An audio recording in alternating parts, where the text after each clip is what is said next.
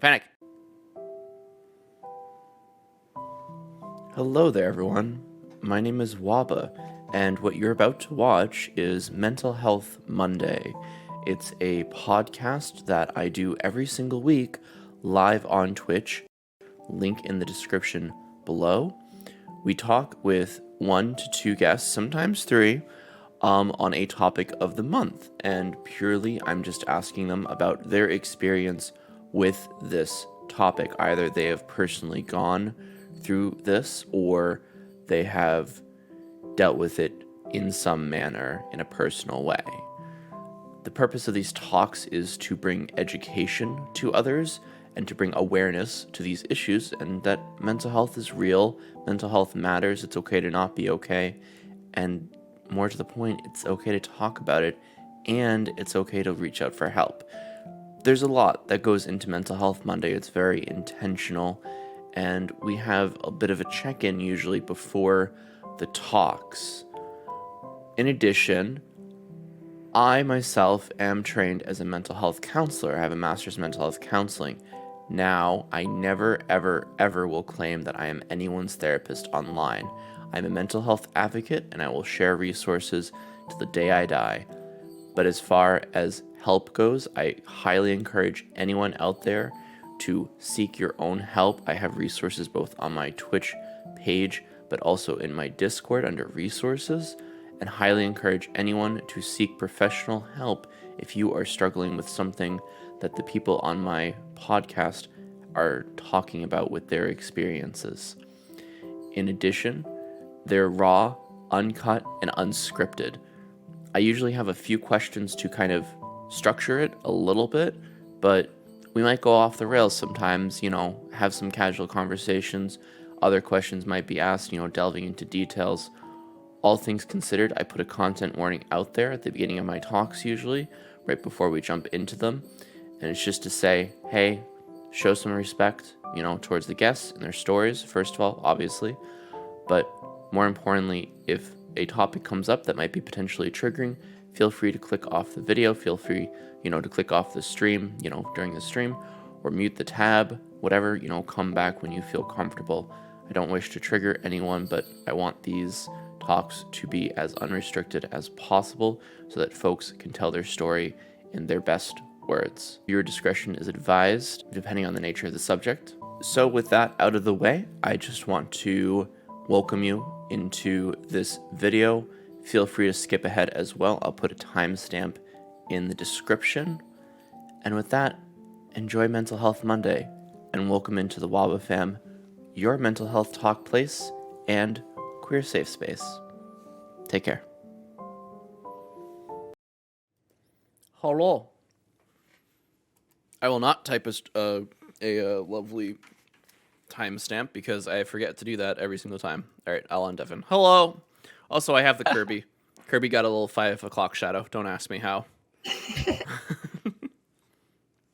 Radio. Hello, you two. Welcome in. Hello. These are my lovely guests for today. Please, lovely guests, introduce yourselves. Tell us who you are, what you do, while I chow down on food. And yeah, we'll give you shout-outs as well, obviously. Go, Woo! I'm literally going to do the teacher thing where it's like, all right, left to right. I'm Awoowoo. I also go by Alyssa, so either works for me. I am disabled, so I really don't do much besides, talking to people on here and occasionally video games. Exciting life. My name's Abby, or AbbieGator. I work as a software developer and have some space in LGBT advocacy, particularly trans advocacy, with my workplace, but also I stream to Twitch. I moderate some online communities, including r/trans Christianity, transgender AU, and LGBT, which is a Hold on. issue. Your microphone keeps going out. Right. It's doing the thing. That's my gate. Okay, so what was missed? Every other word. Okay, we'll restart then. Just repeat. Yep, that's fine. So my name's Abby. I'm going to enter Huh? in just a little quickly here. My pronouns are she, her. Get that out of the way. Yeah. Good point. Yeah, so my name's Abby or AbbieGator. I'm a streamer on Twitch. I work as a software developer, and with some of that work, I do some LGBT advocacy, particularly around trans inclusion. I also moderate some online communities such as r/trans Christianity, which is a Christian trans subreddit. Transgender AU, which is the Australian trans subreddit, and r/LGBT, which, as you can imagine, with it being the main LGBT subreddit, it becomes a lot of work. It's quite impressive, actually. Oh, I forgot to restart my music as well. Sorry. All right. It's just in the background. But hi. Welcome in. We're very happy to have you both on tonight. Awoowoo, I know you mostly from my streams. Mm-hmm. And Abby, I know you from Twitter and Brownmeister. And yeah. So yeah.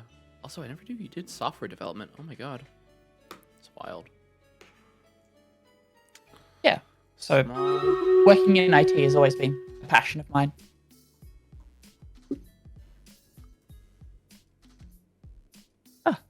Okay, turns out I can't mute that sound. That sucks. Thought I could. Oh well, understandable. So tell us about it yourselves. What are your identities, stuff like that? I mean, we already went over pronouns, of course, but yeah, we're talking about gender and sexuality. So, do you gender? Is there a gender? What is your gender? What's the gender of the day? My gender is female, and I am a lesbian. There, covered both of them. Oh yeah. I consider myself a trans woman and pansexual at that. So, as for what is gender, whatever you make of it. Very true. Yeah, define gender. That's where we started last week. Yeah. Oh, for the record, in case Define you didn't already gender. know, I'm pansexual, non-binary, identify as, and gender is.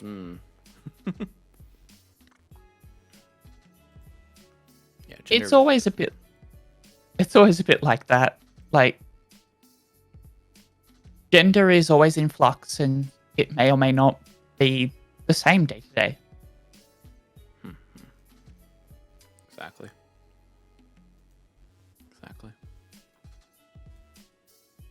No, we don't. Awoowoo? Just a moment. Gender is. Yeah. Totally. For me, I mean, gender is so much because it's not only your being what you see yourself as, there's also pronouns that don't even have to match gender because it's another way of expressing yourself. Absolutely. Gender identities. And then there are those who don't conform to the gender that they identify as. So, I mean, it's just a mosh posh of everything. Pretty much. Yeah, pretty much. And then obviously there's identity, but there's also expression, and I think people get those confused. You know, Mm-hmm. and I like to reiterate. I know some of these terms are like really basic, kind of boring stuff for most people here, but I always like to reiterate just at the top of these talks and just be like, all right, let's be very clear. What do we mean by sexuality? What do we mean by gender? Right? So gender is that, very giant spectrum of kind of like, although for a lot of people, for a lot of folks, it's not really a spectrum. For a lot of folks, it's just like, it's a binary, right? A gender binary, sex binary kind of thing. It's like, well, I'm either male or female, right? Well, it's a little bit more complicated than that, right? There's a giant spectrum of gender, of, how you express yourself to how you identify. You could be, feeling very cis male, assigned male at birth. Be like, well, I'm a guy, been a guy my whole life. Great, cool, good for you, happy for you. Born a woman, identify as a woman your whole life. Great, awesome, happy for you. But then there's a whole mess of people, whole lot of people that don't really identify as either or something in between, or, we trans the gender as well. But when it comes to transgender, I know a lot of times, in fact, I don't know if all the times is accurate, but I know a lot of times it's usually just like, nope, this is who I am. This is my gender. It's not that I'm a trans woman. I am a woman. And that's, affirmation type-ish. And that's awesome. We love that for them, right? We love that for them. That seems ironic saying them when I'm talking about trans women. I said she's, hers. Anyway, my brain's not working, clearly. But yeah, gender identity, biological sex are not the same things. Right. Let's get these out of the way. Right. So biological sex, people think of that as like strictly male, strictly female. It's like, not really, actually. Biological sex is also on a spectrum. I know. Mind blown. You're not ready for that discussion, but here we are. Intersex is a thing, and just like, how sexual gonads present themselves are also on a spectrum. So, yeah. All of our bits look different, and there's intersex people existence. So it is on a spectrum, so fuck you. Yeah, so, and trans and cis are adjectives as well. They're descriptors. They're not negative things. It's not, we're not accusing you of something when we say like, oh, you're cisgendered. It's just like, no, you identify as the gender that you were assigned at birth, pretty much, is how that plays out. So yeah. Ah, yes, the 3 genders. No skirt, small skirt, and large skirt. Oh my god. Did not link. No. Anyway. So yeah. So that's where I'm on. That's where I'm at with definitions. And I think that gives a pretty broad range of how to define gender, how to define gender identity versus gender. Tater, it's just not working out. Stop while you're ahead, bud. Yeah, the whole thing about like trans and cis descriptors and adjectives, don't put them together. Like, don't put trans woman as one word. It is 2 separate words. Because one is an adjective. They are not both part of the same noun. It's Trans women, cis women, we're all women. Yes. It's a very turf thing to do. Yeah. To try and get rid of that section of the community. So. Yeah. One of the common things that I hear is like, well, if you're a woman, why do you need to add the trans part? Well, it's not too much different than young woman, old woman. It's a descriptor. Yep. We fucking hate TERFs here. Ban them on site. Pretty much. We've had a few, actually, in the past. But it's usually one comment and then ban. But they're pretty easy to spot. The other week. Or like in the last week, but I don't get them, like, ever. Which is hilarious. Really? That's wild. Yeah, I don't get them, like, online much. Like, I mean, I get them on r/LGBT all the damn time. Yeah, I was about to say, on LGBT, I would hope so. Yeah. Moderating sub that big. Oh, yeah. Considering that we might ban quite a large number of people in any given day. I think during big things going on, it can be 1,000 people in a day. Sounds about permanently banned. So, but yeah, on Twitch, I don't see much of it. I know that they're there. Oh yeah, and they attack other trans people, but I don't see it. Mostly because of the time that I'm streaming. We've seen a fair amount of it, honestly. It might be the time you're streaming, honestly. It depends on your community. Yeah. We get a mix. We get insomniac Europeans. We get really early waker Australians. We get regular Americanos. Yeah, we get a huge mix of folks in here.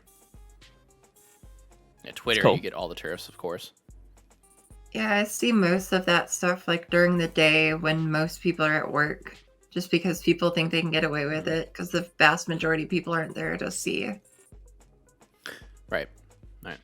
Have we accurately described and defined gender and sexuality enough yet? Waba asks themselves. What's sexuality? There we go. What's sexuality, kids? Again, whatever you make of it. Yep, pretty much. Mhm. It's effectively general sense, who you like. Oh, we And- haven't. Yeah, It's very complicated. it is. Yeah. And it also And has different language accesses. is hard. And Language is very hard. Personally, I think there's just too many labels that make things confusing because, I mean, it doesn't matter what label you have on something. What matters is what you're actually attracted to. And I wish people would be able to communicate that better. Mm-hmm. Yeah, exactly. We often get caught, like, there's this whole debate about bisexual meaning only two genders. We ban a lot of that.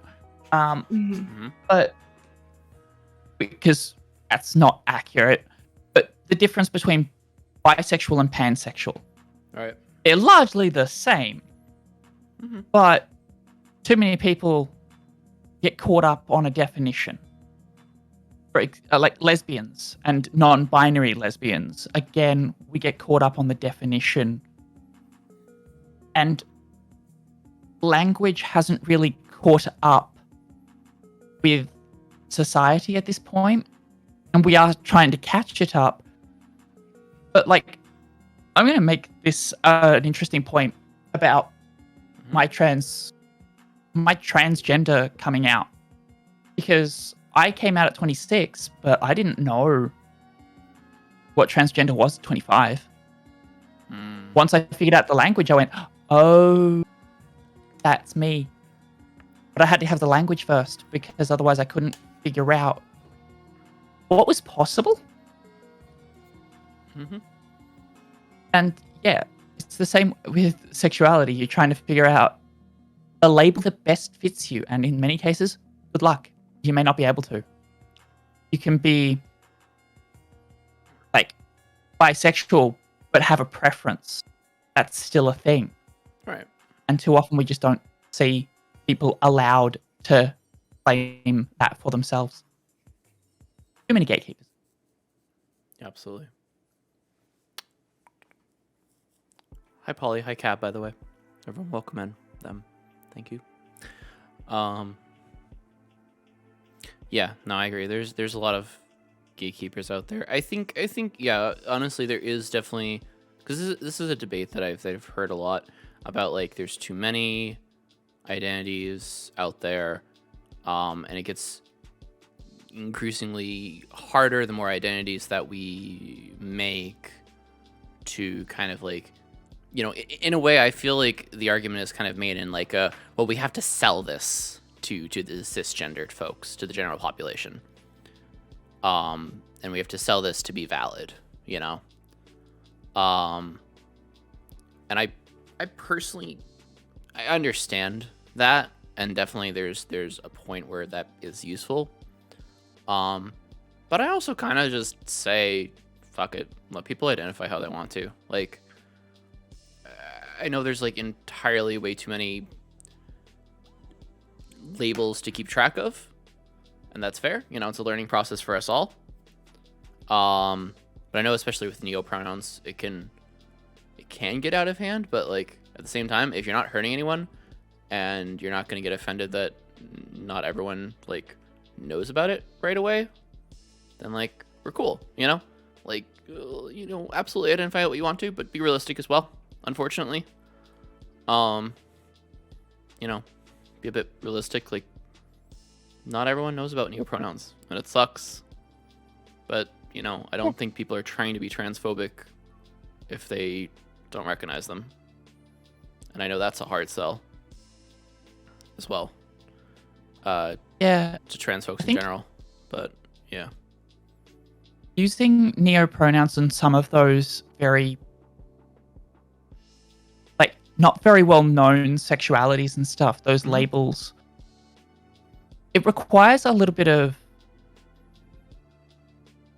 what's the word for it?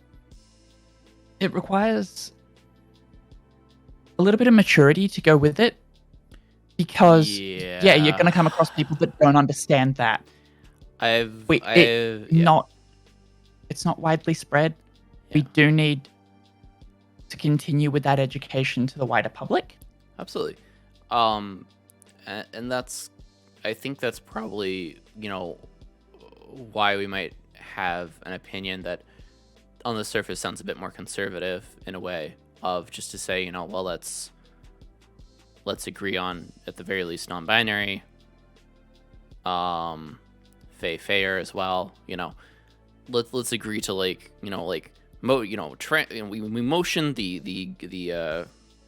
we motion the alphabet mafia to present to the general public the concept of they them. They're having trouble with it, sir. It's like, oh, all right, well, I guess we can't really motion anything else in their direction, I guess, either. Great, lovely. But yeah, that's the other thing, Polly. The further you stand outside social norms, the more you need to expect persecution. Sad but true. But the other half of that, and I think what Abby is kind of talking about, is that, like, say you identify as some various neopronoun that's fairly new, not well known, and you get all really bothered and bent out of shape because someone didn't recognize that pronoun or didn't address you as such because they didn't know, or they were like, oh, I've never heard that before, And again, it's like that maturity of understanding, like, well, you have to be realistic with people. It's okay for someone to ask you what your pronouns are. It's not offending you. They're trying to affirm you, if anything. I see it as akin to telling someone your name for the first time. Right, exactly. Don't be offended if they don't remember it. It's a learning process, and the biggest difference that I see is people just aren't willing to learn it because they're like, oh, that's too weird for me. And then that's a them issue, not your issue. People need to make the effort, right, at the same time. Yeah. And if people aren't willing to make that effort, they're not worth the time. That's their problem. Yeah. Particularly when it's family. Like, for example, when you change pronouns when you come out. If family refuses to even make an effort, it's fairly obvious that that's going on. Oh, we love you so much, but we're still going to, like, misgender you all the time or dead name you. As long as there's an effort being made, they're correcting themselves, they're trying to improve, it's not so bad. Right. If they're not making that effort, that's their problem. You don't have to deal with them. If you have to, cut them off for your own mental health, because your mental health is more important than dealing with them. Absolutely. My general advice in all those situations is, like, unfortunately, go into survival mode, do what you need to get by, and then get yourself out of there. Like, formulate that fucking plan, keep it so close to your chest, and then get the fuck out and cut them off, never talk to them again. Don't let them guilt trip you back in there. Because I feel like oftentimes, unfortunately, the traits of homophobia or transphobia are also usually coupled with some form of emotional or psychological abuse, and it's like, you probably don't want that in your life later in life, / should maybe open your eyes a little bit and realize, oh wait, this isn't normal. Yeah, so in your case, I'm just, like, surprised you still talk to them at all, honestly. Yeah, maybe save that for next week, because you're on next week. GB. Yeah, if that was my family, I wouldn't be talking to any of them. Yep. Except for my brother. Like, that's not okay. My mom actually, okay. I tried to cut off my grandparents for that exact reason, was because they explicitly stated they won't make the effort. I haven't spoken with them basically since. mostly because COVID, but you know. My mom was the first one that I ended up coming out to because we haven't had the best relationship, and I figured that if she didn't approve, hey, it's practice coming out to the rest of my family, and I can cut her off, no big deal. But she ended up surprising me, and she embraced me, which basically it would turn into a win-win. Either I get rid of a toxic person in my life, or I get more support.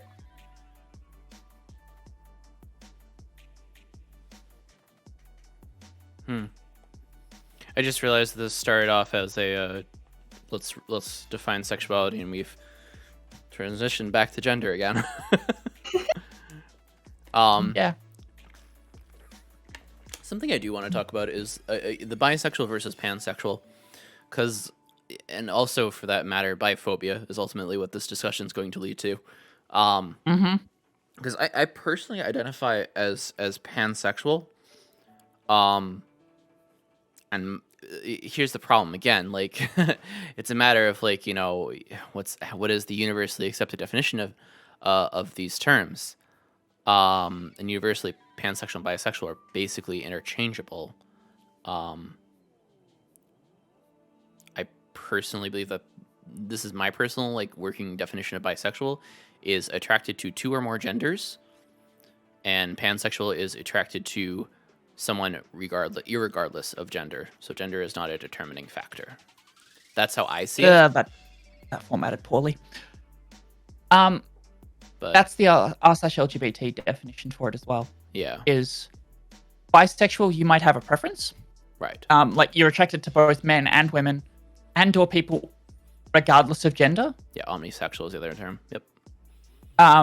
And then pansexual is attracted to people regardless of gender. They both refer to each other.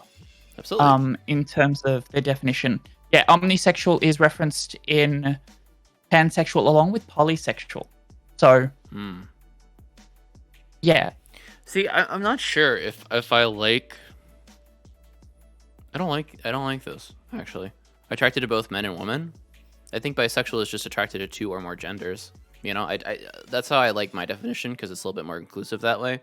Yeah, I prefer that definition too, and that's such the confusing part is so many people consider bisexual to be just part of the binary, Right. where it doesn't include non-binary. Right, and this is where biphobia comes into play, and it has been in play since, God knows when. I mean, I think obviously since all of time, but like, I know Freddie Mercury, the '80s, and that whole AIDS epidemic, everything really got the biphobic folks out of the woodworks and has kind of fueled the fire that we know today as biphobia, as mass biphobia, where, you know, people assume that a bi person, well, of all, they can't choose, or, you know, they're just a confused gay, or they're just a confused trans, or they're just a confused XYZ, whatever the fuck other biphobias include, but are not limited to.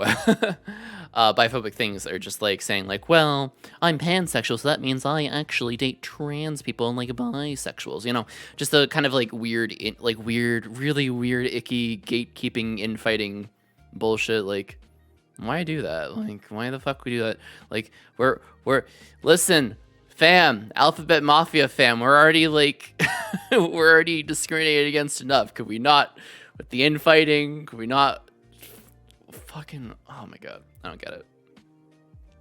The amount of infighting that we do see is a lot. Yeah. There's that whole thing of, well, the gays fought for their rights, and the trans people were there right with you. All the way back to Stonewall. All the way back further than Stonewall. Trans black women started Stonewall, and Stonewall was a riot. But I made this point earlier, which was Nazi book burnings started with trans healthcare. The Magnus Hirschfeld Institute of Sexology was just that. It was trans healthcare back in the 1930s. Yeah, which is wild to think about. It's like, wait, what? We actually like knew about trans people and we're trying to help them in the 30s? Huh? And it's like, yeah, kind of, actually, yeah. And it we have so much history, but society has kind of kept that back, particularly for trans folks. Like, lesbians and gays kind of have a little bit more open history to do with that, but going back to like the 70s. And it's a little more common, but for a lot of trans people, a medical transition wasn't possible until the last century or so. Right. But we know that there was a Roman emperor. He wasn't an emperor for long, but he was a Roman emperor who's been quoted saying that he would give his kingdom to be able to transition. So that's Agalibus, I think. That's awesome. I didn't know that. Yeah, there's so much of the trans history that like I didn't know until just recently because it's not taught anywhere. You have to find it yourself. I mean, so is Black history. Like, Yeah. so is Black history, so Yeah. is trans history, so is every marginalized group ever's history. It's all fucking hidden. Or burned. Yeah. Hidden, destroyed. Just What is polysexual? entirely not covered. I was trying to get this from chat. I think we have it finally. Polysexual means a person's not necessarily attracted to all genders, but many genders. More often than not, those who identify as polysexual ignore gender binaries altogether, especially when it comes to what they're attracted to. That sounds like bisexual / pansexual with extra steps again. So again, interchangeable, pretty much. Yeah. I don't know if it's wrong, honestly. But yeah, I again, this is what I came back to before with like the neopronoun stuff. I identify. Oh yeah, autistic history. Hi, what's good? Cries and Yeah, I'll cover autistic stuff in a minute. Yeah. Polysexual is attracted to multiple genders, similar to bi, pan, omni. Yeah, so it's literally like identify whatever you want to identify as with. I like what Ribbon said before is like if they encounter someone who they think they're not going to know what pansexual is, even though they identify as pansexual, they might just say I'm bi because that's easier.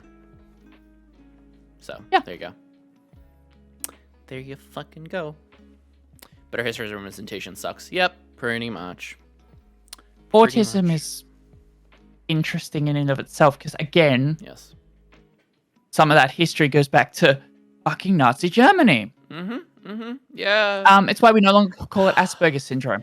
Yes, it is. Oh god, yeah. We talked about this last April actually. But yeah, go on. Let's go. Let's hear it again. Yeah. So we don't call it all Asperger syndrome because Hans Asperger was a fucking Nazi. That and sorry. Killed people because they would and sent people off to like death camps because they were different. Happened on at least 2 different occasions. But I'm going to change that tact a little bit and just cover that autism and diverse gender and sexuality kind of a bit higher in the autistic community.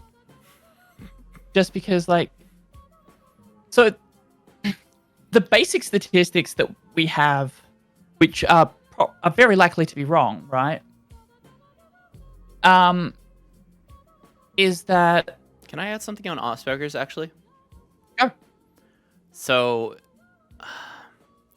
the thing with Asperger's syndrome, so, like, a lot of people I know were, like, originally, who are autistic now, were diagnosed as Asperger's because it was DSM-4 terminology. And now it's changed to autism spectrum, right?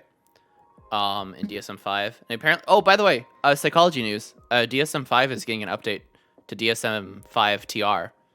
And they're adding, like, a bunch of, like, gendered stuff and cultural stuff. So, like, they're actually making some progress. I mean, we'll see. I'm probably gonna get it. Just to review it. Hi, Ori. Everyone welcome in Ori, or else. But yeah, with specifically Asperger's. So the reason that it was, like, a term... Because it's weird, because autistic was also a term back in Nazi Germany. But so was Asperger's. You know Asperger's was used to differentiate it? Asperger's was used to differentiate the quote-unquote useful autistic folks.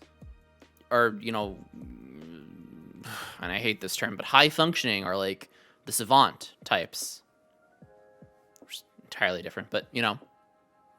go off, I guess, Nazi Germany.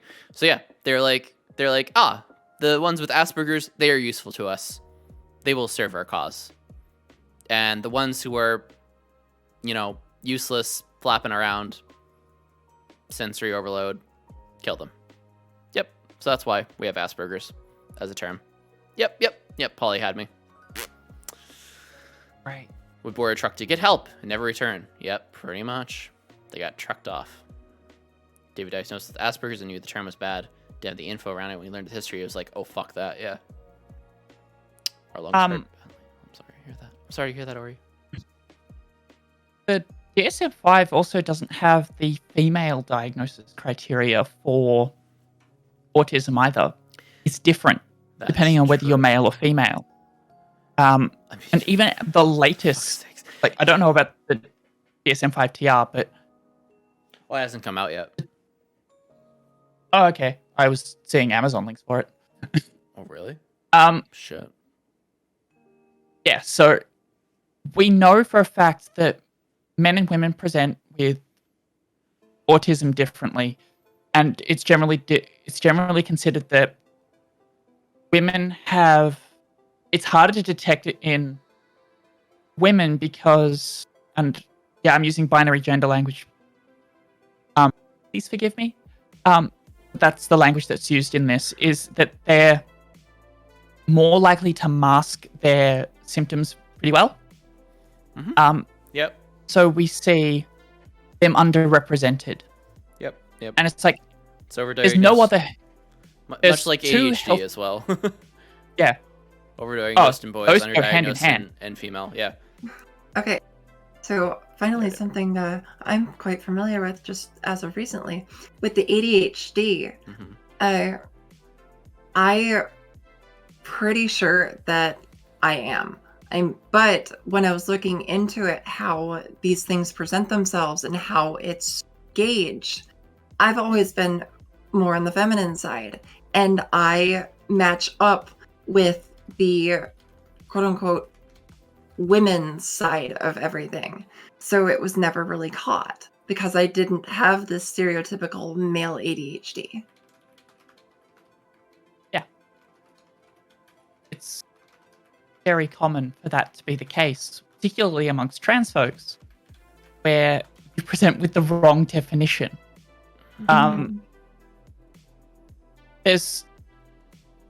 Okay, so I'm not sure about ADHD, but there's two conditions. Most of like mental health conditions are a 50-50 split roughly between male and female, right? There are two that are not. Borderline personality disorder, which is 1 in 4 in women, and autism, which is 1 in 4 in men. Like 3 out of every 4 cases of autism are men. 3 out of every 4 cases of borderline personality disorder. Hold on. Sorry. Okay. My bad. Oh, Jeffrey already got it. I didn't catch that. I'm sorry. I wasn't looking at the timer. What's the meaning of life? We're on ad break. Sorry. We run a minute and a half every hour to get rid of pre-rolls. Yeah. Let me know when we're back and I'll continue that conversation. Yeah, should be 15 seconds. Okay, Right, in the meanwhile, I will be right back. Okay. Okay, we should be back about now. All right. So there are 2 conditions: autism, borderline personality disorder. Borderline personality disorder is 3 out of every 4 cases is generally diagnosed in women. Autism is the other way around. 3 in every 4 cases is diagnosed in men. Yep. That's actually supposed to be a 50-50 split on both. Women are often diagnosed with borderline personality disorder instead of autism because the DSM-5 only has the male definition of autism. Same for borderline with women.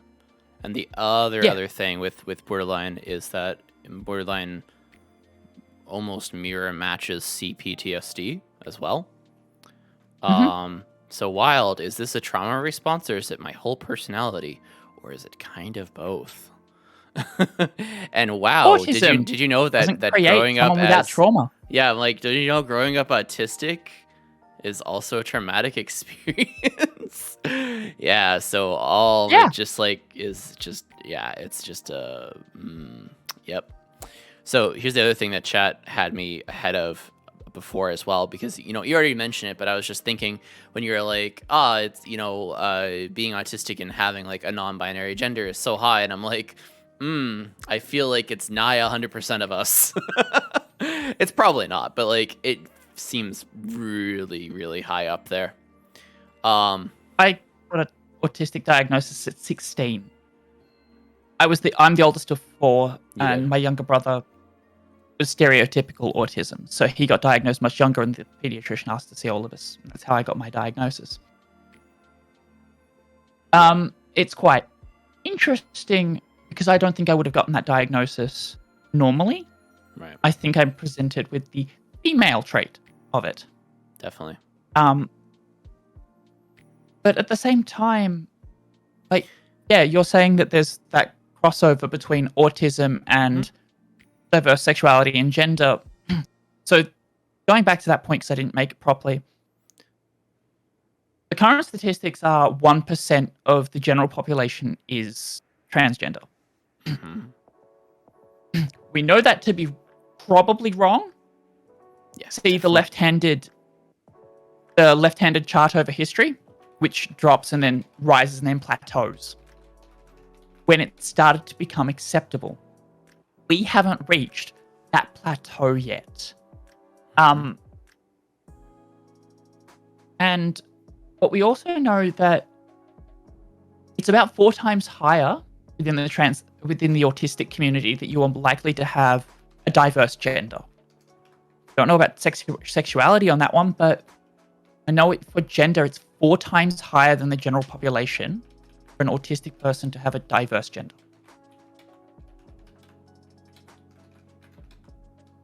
Yeah, it probably, I agree. It's probably like 2 or 3%, but way underreported. There's no way to get to that statistic. Yeah, effectively. Absolutely. Yeah. And yeah, that whole comment of growing up autistic is a traumatic experience. I agree. Yeah, Autism does not create someone that's not. Sorry, I kind of want to go off on my BPD rant a little bit as well. So here's the other thing with how a lot of females are diagnosed as BPD. So I was talking to someone who I was talking to, I think it was today, about how I feel like there's a really, I think people are, I know it was. Someone asked me, is narcissistic personality disorder diagnosed a lot, and how does that look?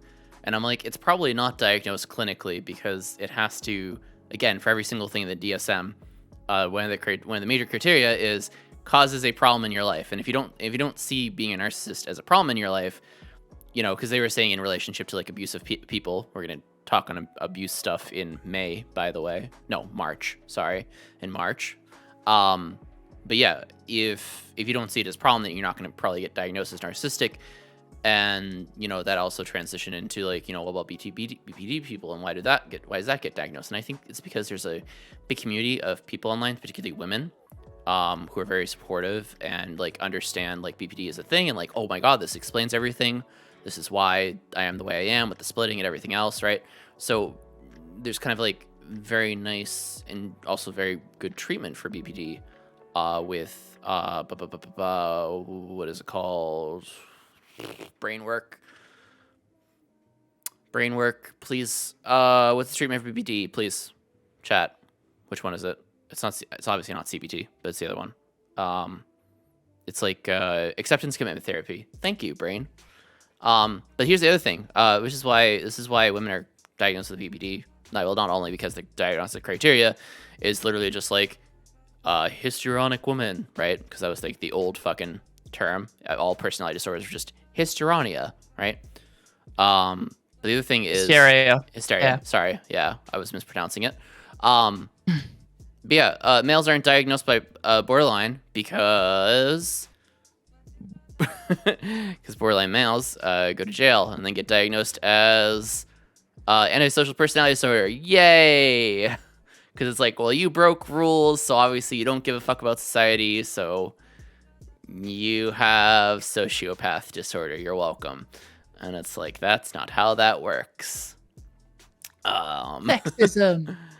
Yay, sexism. So I feel like a lot of folks, particularly males in prison, who are just automatically just, there you go, have a label. Congratulations, it's your welcome basket into prison. You get a lovely personality disorder label. I think they're mislabeled.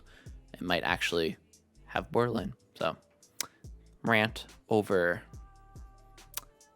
Okay, not really. We have more time, but one rant, personality disorder rant over for now. Until everyone corrects me and says that I'm wrong and cancels me. Let's go. Let's see it. Oh yeah, they used to try to cure hysteria with shocks.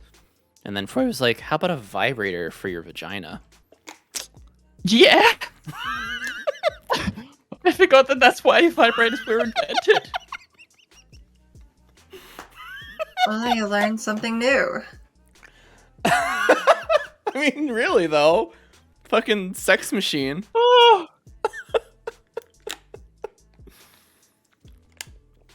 Oh god.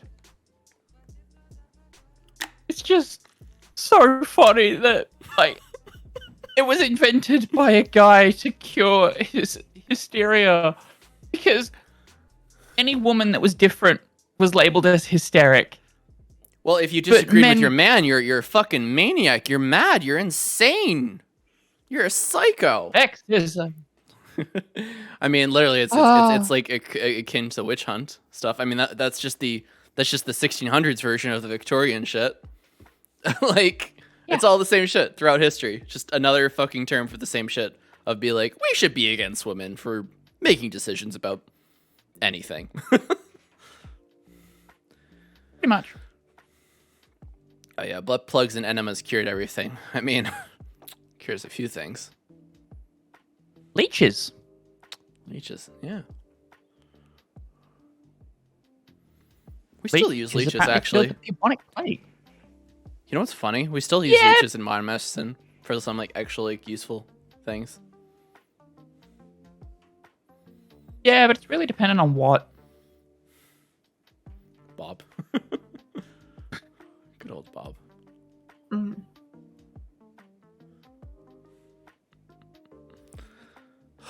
Anyway, questions, comments, concerns. I was drinking Waba.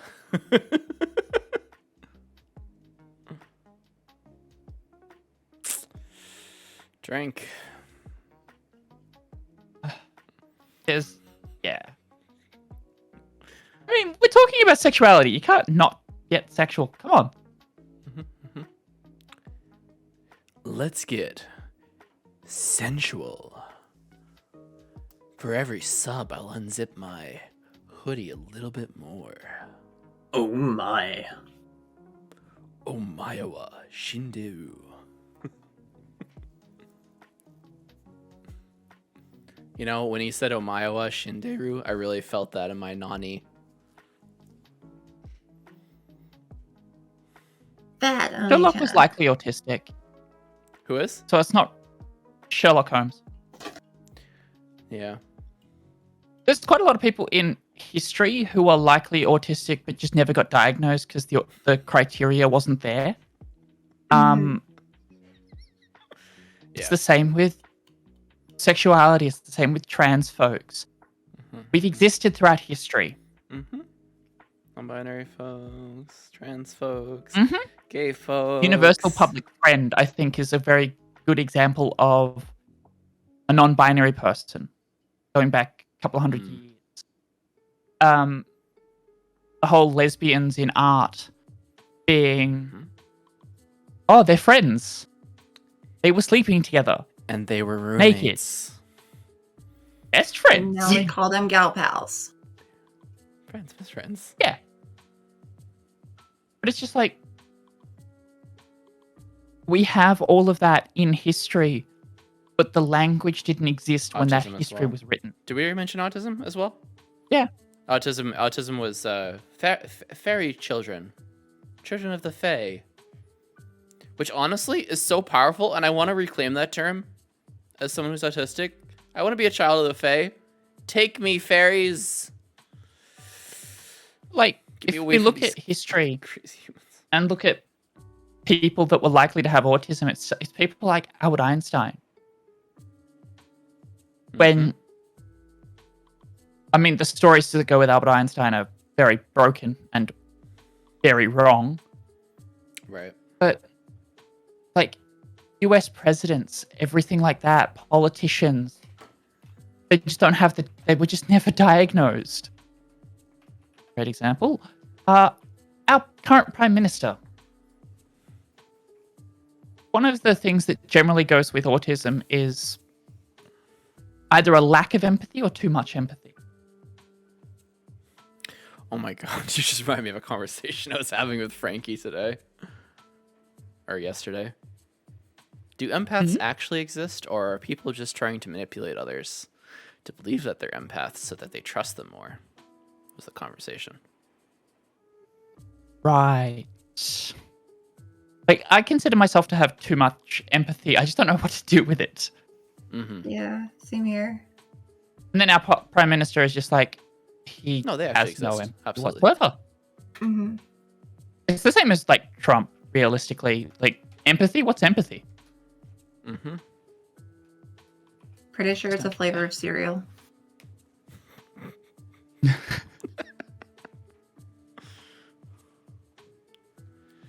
I need to find that TikTok. Titles are manipulation. Skill is distinct from your titles. Yeah, absolutely. I think actions and consequences will speak always higher than words. Literally, so many different pronouns have existed since before the 80s. Since my mom's excuses, well, your generation has so many labels these days. Yeah, well, we've already determined that your parents are fucking dumb, so, you know. Yeah. It's just hard. Super low empathy. Yeah, the common autistic representation is super low empathy. So the stereotype is that autistic people have no empathy, and I hate it because they have so much empathy. Right, exactly. I hate being empathetic sometimes. Same. Hurts. It is exhausting. I have too much empathy. I just don't know how to deal with it. I don't know what to do with it. I can see that there's a problem. How do I fix that problem? I have no idea. I have the problem of not knowing how to fix it because I don't know who it is that I'm picking up the bad vibes from. Yeah. Ooh, that's hard. That's another thing. Okay, so I've got this TikTok. Basically, it's like gender is something, right? Gender is just what you use to make milkshakes, right? Actually, that's a blender. Gender is the robot from Futurama. That's Bender. Gender is the front part of a car. And it just keeps going on and on and on. Tumblr format, but on TikTok. Let's go. I was trying to do one of those. Okay, are you still here? I was trying to do that in Turt's mod chat today on libido. So we talked about libido. Empathy develops over time. Yeah, absolutely. Oh. Yeah, the previous generation literally had a don't talk about it and it never happened mentality. And that's where we got don't ask, don't tell. That got repealed, thank God. Thank God. But, yeah, that was the thing. Alright.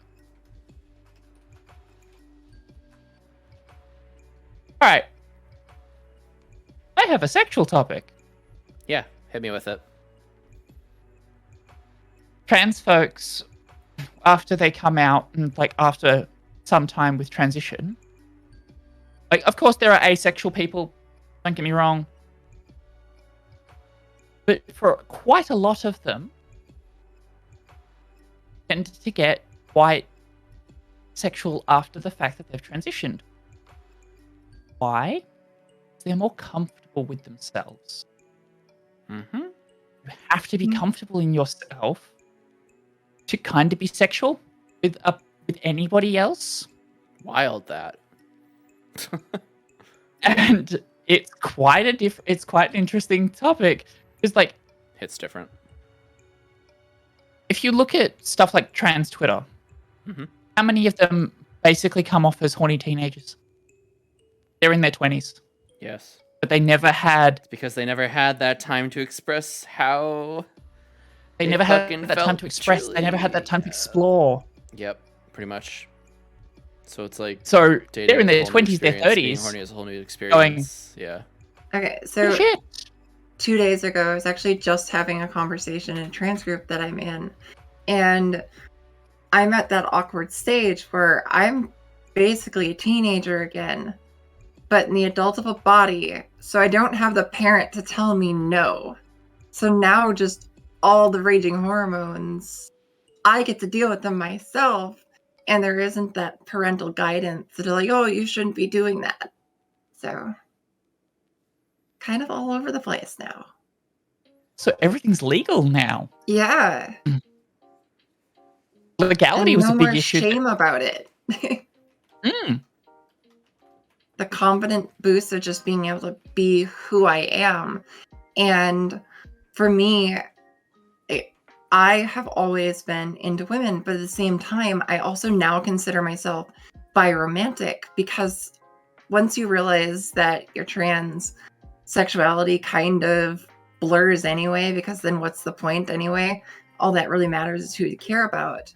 And for me, it was really cool learning that I'm possibly biromantic, because I mean, I've always been able to acknowledge when I found a guy attractive, but I wasn't really attracted to him. And now I could possibly get into a romantic relationship because I don't care if this person, oh, that's gay. And I'm like, so what? And It just I'm pretty didn't matter fucking gay. anymore. Like, Yeah. I'm like, okay. hmm.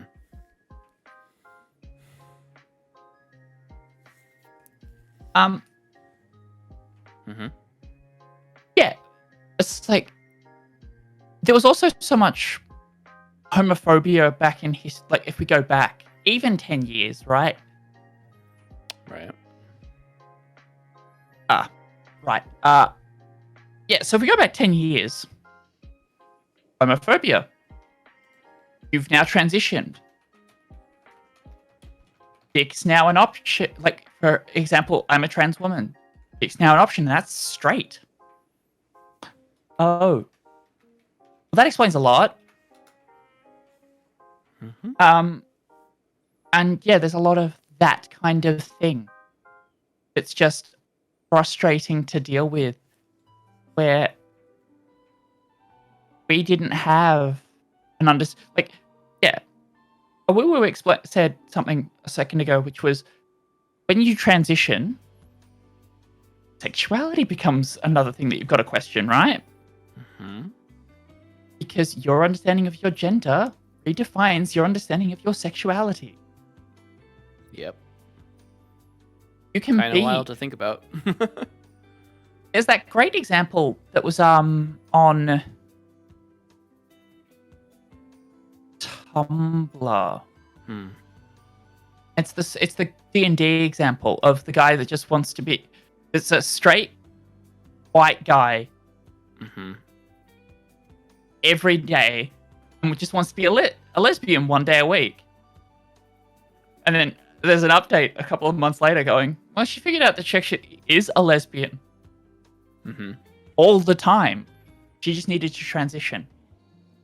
Hmm. That's wild. What I an love update. stuff like that. That's awesome. Okay, so I wanted to ask about your individual experiences with everything related to this topic, really. Whatever you're comfortable sharing, obviously. Awoowoo, you go first. Okay, so mine's always been pretty complicated. And like what was mentioned, there really wasn't that much wasn't that much in education talking about this kind of thing. So I didn't know what transgender was. So I just recently had my egg crack. I went from, like, I didn't even really question anything. I kind of always knew. Oh, we should But- talk about egg, but yeah. I've kind of always known, and I mean, like, especially since like 6th grade, I've had thoughts of I can't possibly be a woman because I'm into women. And I clung to the whole I'm not gay, I'm a straight dude. But it's because I didn't know that that was what An option. being transgender was. And then like Yeah. what actually ended up flipping the switch for me was I came across the term transvian, and I was like, wait a minute, trans lesbians exist? Yep. And like Sure do. that was like 9 months ago, and I am now just over 7 months into my transition. So Congrats. That's awesome. yeah. Resource for you: r/actual lesbians. Very Oh, I trans inclusive. love that one so much. Yeah. Yes. Yeah. I love that. Yeah. It's huge. But yeah, it's just like for a lot of people, that's how they find out. I mean, again, it there's a common theme that I've already noticed through it tonight, which is just terminology. A lot of people straight up do not have the terminology, the education to know what something means. Maybe they hear it, but they don't know what it means, or they don't even have the word, like, you don't even have the word trans at all. That was me. I'm gonna do one of these because I have the fucking power to do it. Haha. Hi, so. And I've put it in a very bad place, so it's fine. But yeah, so said before, I literally didn't know that gay meant homosexual until I was a teen because I only used it Yes. in a In a negative way. derogatory way. Right. And I kind of like what the gay population kind of did, which is where they tried to like take it back, and they're like, nah, everything is gay. Fuck you. They also took back the F slur, which is cool. I'm not a fan of using it myself, Queer. but I use queer quite Is often. another one? I just define myself we- as queer gendered in general and queer sexuality and gender in general. Yeah. So But that was a slur back in history. absolutely. Mhm. I'll reclaim that shit. We just stole it back. Yep. It's ours now. Oh my god, I love this comment from Ribbon. Sorry I wasn't using this before. I forgot I had it. I know so many gay/lesbian trans people who are like, I'm attracted to this group of people, which makes me straight, but I'm attracted to them in a gay way. And then the egg cracks. I just want to be a lesbian one day a week. Yep. And then the Yeah. egg cracks. So like 5 or so years ago, I was dating a girl, and at one point she told me that I was girlier than she ever was. And it's just now all I can think about are those moments, and I'm just like, how much more did I need to whack me in the face? Words to define it. Yeah. Like, I had a friend that was transgender. Or, well, someone that I knew that was transgender. Mhm. And I always had the recurring thought that I was supposed to be born as a woman. Mhm. Going back to teenage years and further. And at one point, I basically said to myself, I'm sick and tired of this. I'm going to go seek professional help. Professional help didn't help. Mostly because the psychologist was not informed about trans issues and stuff like that. Not all are. I sat down with this trans friend and I basically told them, this is my story, this is what's going on. They're like, oh yeah, that's the same for me. Egg cracked, he was on hormones 5 months later. Out at work 3 months after that. Like, family knew before that. But, yeah. Like, family knew before I wanted to transition. I just basically sat down with them over Christmas and said, this is a thing that has to happen. Mm-hmm. Do I know what that means? Do I know how that's going to work? Not a clue. But we're going to investigate it. And yes, Polly, they are very undertrained. Yeah, I was about to say. I know The particularly... RACGP, which is the Royal Australian College of General Practitioners, runs a trans health session. Right? It's an afternoon. That's it. Great. That's not that helpful. Frequent appointments for all my health issues. And like, I'm getting a lot of enjoyment out of learning things just because my nurses are starting to come to me and ask questions because they really don't know. And there's so many misconceptions out there. And I've been to the ER enough times that half the doctors I've seen have absolutely no clue what to do with me. They don't know how to fill out reports or anything like that. And like just the terminology, the amount of times in my paperwork, the summary afterwards, they've listed me as a transgender man. It's almost laughable. Yeah. And I'm like, no. Yeah. That would I wanna make a ironically be point on kind that. of almost that ironically almost would be kind of like validating in a very weird fucked up way, but like, Well, it wouldn't have been so bad, but one of the nurses ended up seeing that who was familiar with the stuff. yeah. And then asked how long I'd been on T, and I'm like, my entire life. Yeah. My body kind Is of that- naturally produces that one. And she was so embarrassed because she just. Oh, But then again, it wasn't here's her the- fault. Here's the other thing. You actually just fucking Yeah. triggered something to remind me, Awoowoo, is that a lot of trans folks end up having a lot more health issues. Do you know why? Because they're afraid to go to the health system. I mean, 'Cause yes, they're just, but like, the health system doesn't understand. I mean, yes. Yeah, basically that. I was also going to say, growing up trans, again, traumatic experience. And guess what stress does to your body and Oh, your yeah. physical health? Bloop, bloop. My health is actually getting better because I'm not as stressed. I mean, just coming out, I mean, minus the first 3 days where I had panic attack after panic attack. After that, I mean, I've been relatively stress-free during the day. Such a relief.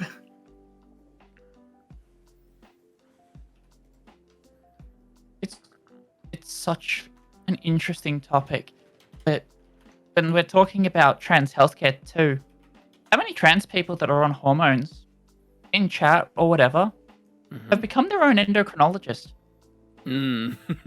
Yep. Because, okay, here's a hilarious one. WPATH, which is the World Professional Association for Transgender Health, is currently rewriting their standards of care. I gave them a read. And then looked at my endocrinologist and went, what the fuck did you do? There is a recommendation in the standards of care that says that, now this is a medication that isn't available in the US. It's called cyproterone acetate. It's a testosterone blocker. And while I know that the US uses spironolactone, in Australia we can get both. We can't get injections for estrogen though. So there's that. Cyproterone acetate apparently has medical issues above 10 milligrams a day. My endocrinologist prescribed me 50 a day. Jeez. You have talked with anyone that actually works in trans healthcare? And they turn around and go, oh yeah, 12.5 milligrams a day. That's the standard dosage. But that's because we can only get tablets in 50 milligrams a day. In 50 milligrams. You have to cut them into quarters to take your 12.5. What? Yeah. Cyproterone acetate is given to sex offenders as a form of castration, chemical castration. So, spironolactone, testosterone blocking is a side effect. It is not the intended effect of the medication. It's a diuretic. Yeah. So proteron acetate, testosterone blocking is its intention. Okay. So Short little story on the spironolactone. Every time I go in and we go through my med list, there's at least one nurse that ends up asking, "Oh, why are you on this diuretic?" I'm like, "Have you read the rest of my chart? Like, seriously." Have you read my chart at all? how did they expect you to? I just Get a want to quarter say, tablet, Polly? for a moment here, you are like way over my head right now with all these, because I'm just like, I do not know anything regarding like the exact doses or like what precise medications are used with transition stuff. So this is fascinating to me, honestly. This is very educational. Oh yeah, that's a pill. That's a standard pill cutter. But yeah, getting a quarter out of a 50 milligram tablet. I wonder how small the tablet is. Oh, I wonder if Abby's gonna get one. Show us a demonstration. That would probably fucking be really great. Visual demonstration of like how fucking small they are. Yeah, cut this in a quarter. Good luck. Yeah, I'm glad that my pill taking is easy. I just get to use whole pills, so Lucky you. yeah.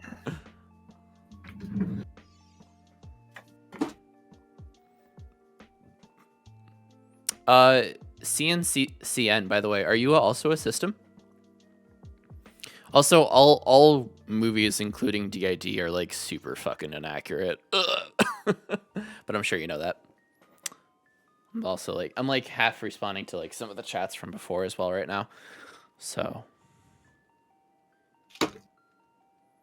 yeah, Ribbon, I'm glad your therapist, I hope they added a non-binary option. Like, that's so wild.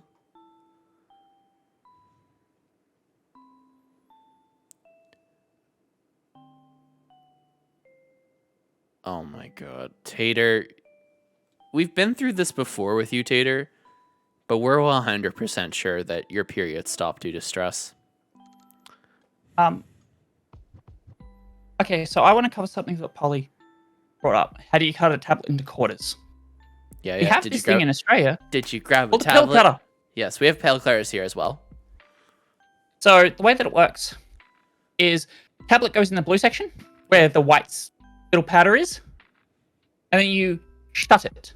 Yep. On top of the tablet, and you rearrange it so you can cut the next part. But basically, in the lid, it's just a razor. Mm-hmm. It's designed to cut tablets accurately. See, and Don't now use a knife. Now I'm just picturing, like, how would you even possibly cut that into a fourth?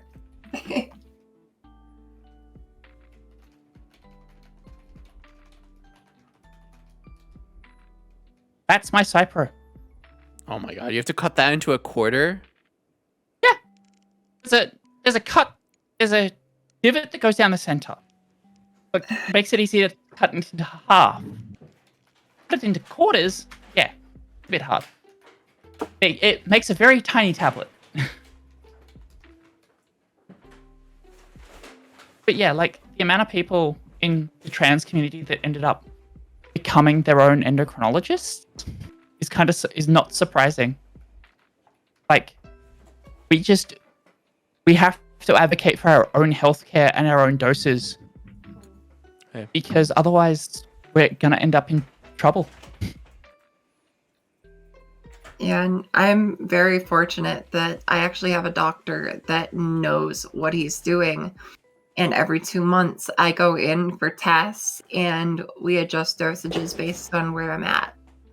And just very few people end up having that. They end up having to go the riskier route and don't always have access to the tests, which is why there's such varying results, because some will dose higher than others to start off with, and others won't. And then who knows what the long-term risks are going to be when you haven't been monitored your whole way through it. Yeah. And then there's people that end up like me, where I started medical transition with a local endocrinologist. I don't live in a big city, right? I don't live in Melbourne or Sydney.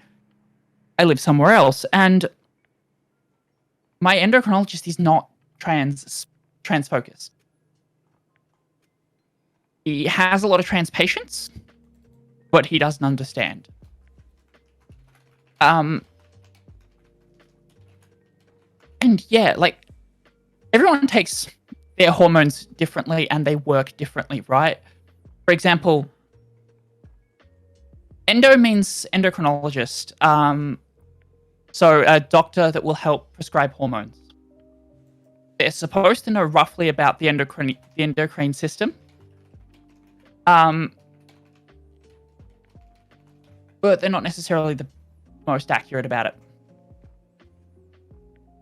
And yeah, he doesn't understand. But he's one of the only endocrinologists in the city. So I ended up having to change to telehealth just to be able to get proper care. But it's frustrating trying to deal with someone that doesn't understand. Because they got the doses so wrong. That is I'm sorry, this whole entire discussion is absolutely fucking frightening. I mean, god damn, I mean, because trans folks in general already have only a life expectancy of 35, and a lot of that is due to the murder. Not joking. There's a suicide statistic as well, but murder rate and suicide rate is highest. From my understanding, But those who transition in a stable place with support and get the care that they need, they actually have a lower rate of suicide than the general population. Yep. Mm-hmm. Yeah, I was about to say, man, this was something else that we talked about another stream, probably playing a game or something. I don't know. Mental health comes up all the time, by the way, here. But I was talking about, like, you know what the outcome for kids whose genders are like validated for them. Wild. Suicide rate down, depression rate down, anxiety rate down. Huh. It's like validating who you are as a person fucking helps you mentally and eventually physically. Yeah, straight male doctor gives you the wrong dose, then they charge you out the ass. Yep. I don't pay US healthcare rates. We do actually have a reasonable healthcare system in Australia. Trans surgery excluded. But so Awoowoo, you were saying you go to your doctor every 2 months, every 8 weeks or so, yeah? Yep. My first appointment, he started me on 1 milligram of estrogen. And I didn't see him again for 6 months. Yeah, and I started on 2. He found out that he could prescribe 1 milligram with me. We've also had massive issues in Australia with estrogen shortages because you compound your own in the US. We don't. Mm-hmm. We buy them from companies like Bayer,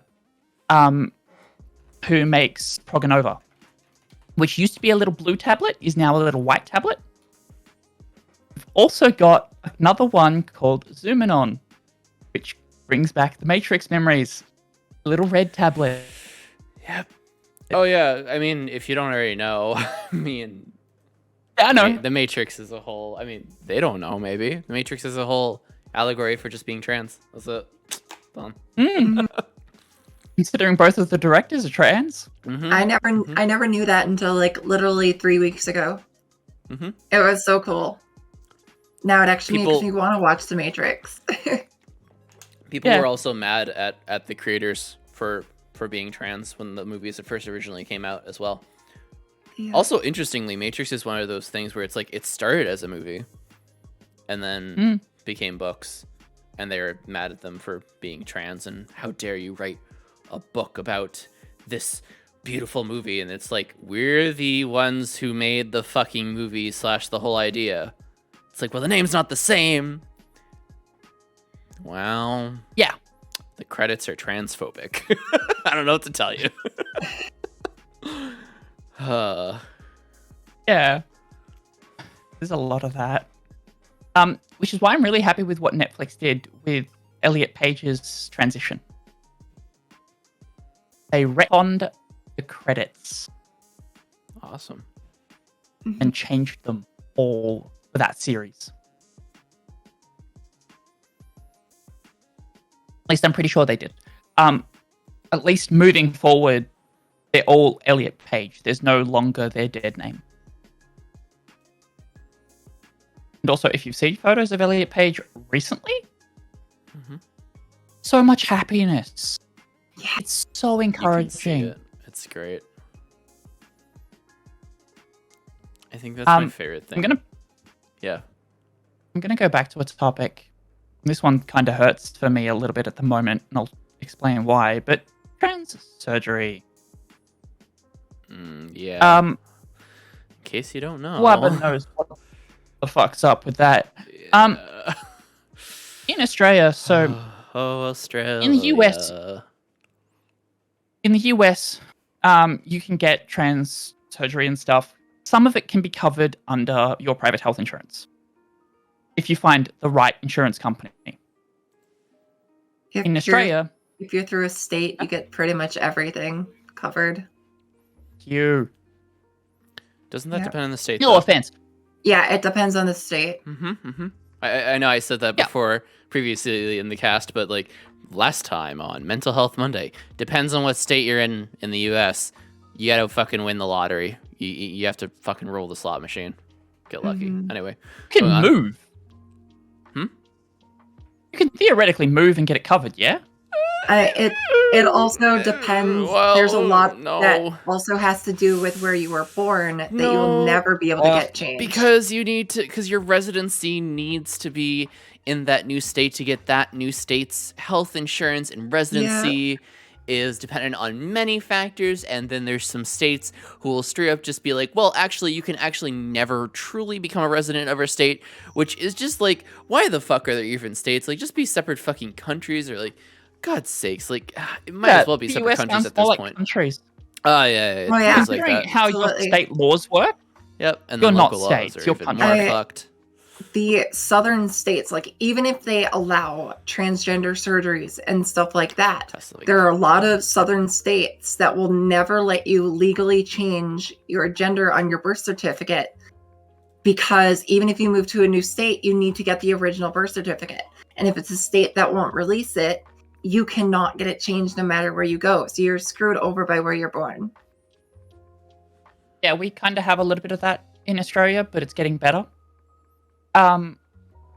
So going back to the original topic, I'll come back to birth certificates.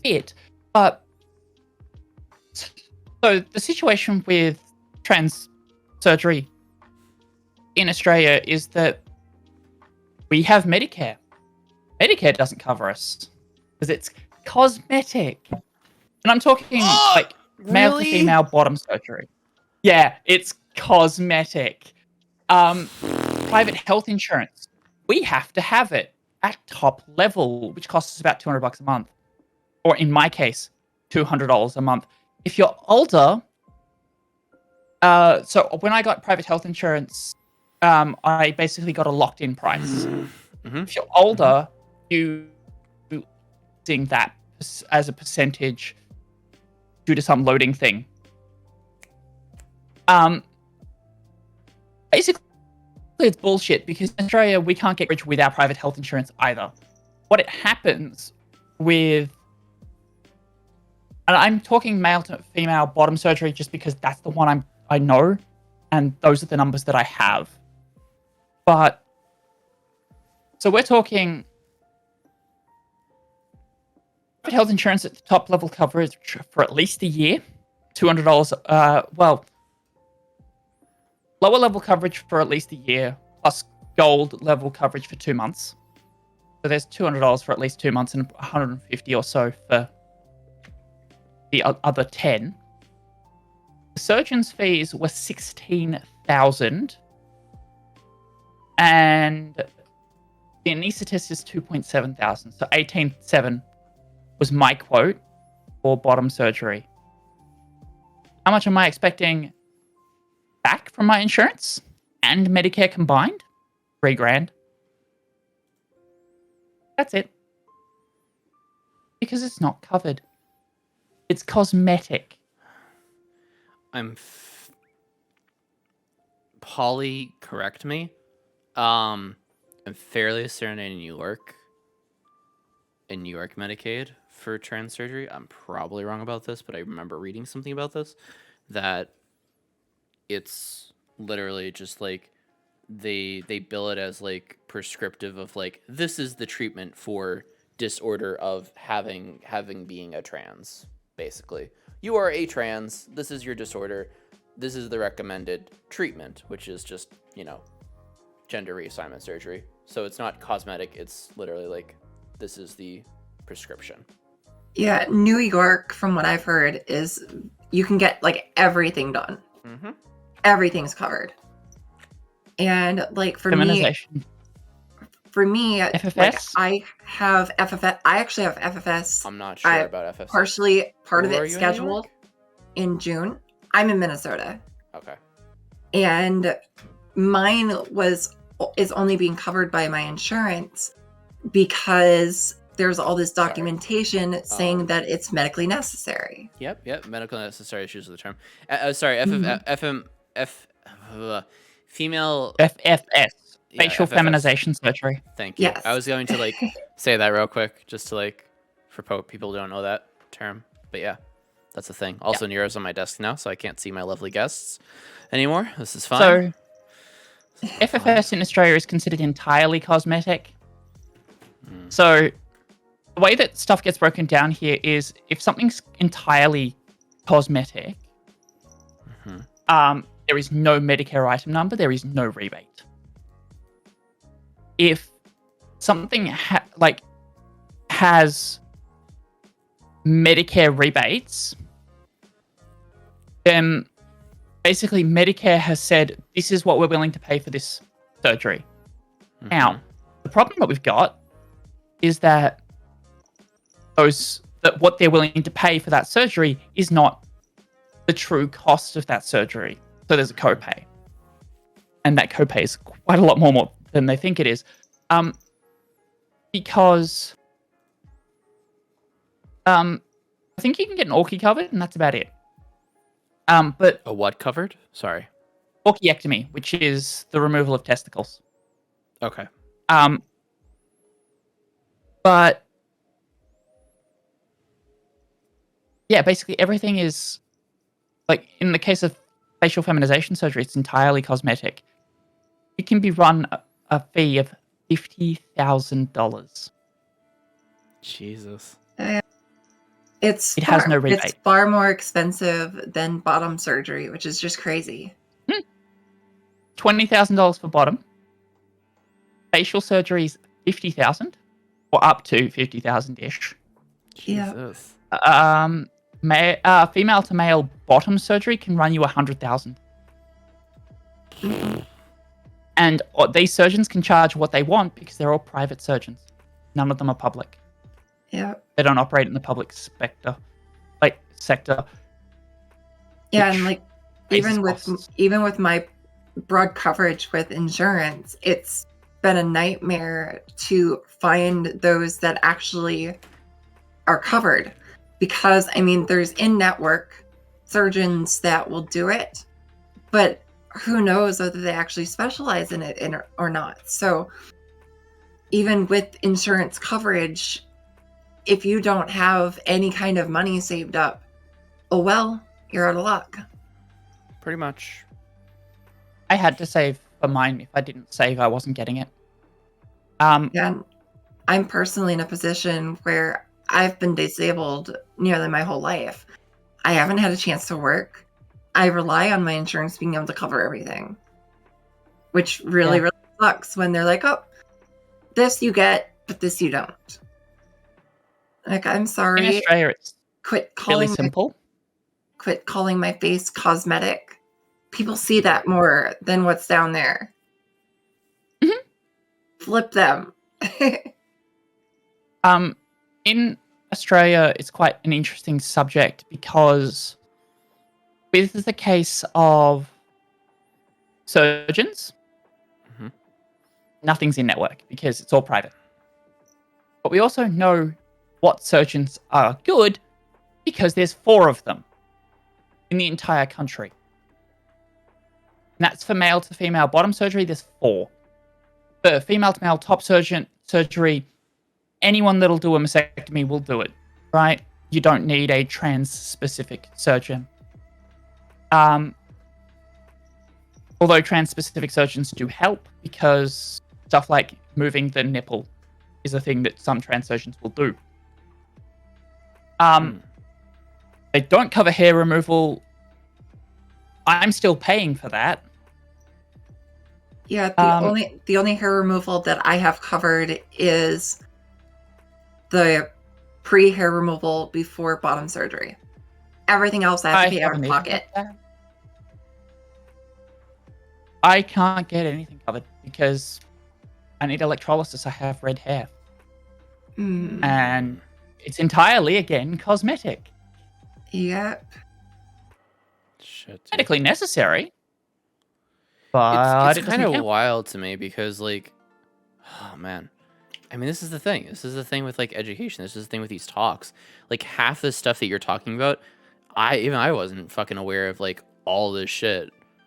Like, Jesus. Like, it is a lot. And that is a lot of fucking stress for a person to be going through effectively on the daily, because it's probably in the forefront of your mind a lot of, like, oh God, am I going to be able to do early this? on in your transition. Yeah. Like, I haven't even been at this for a year and I'm this knowledgeable on it. And, like, the fact that, like, no one else knows it and, like, this is what I spend my time on.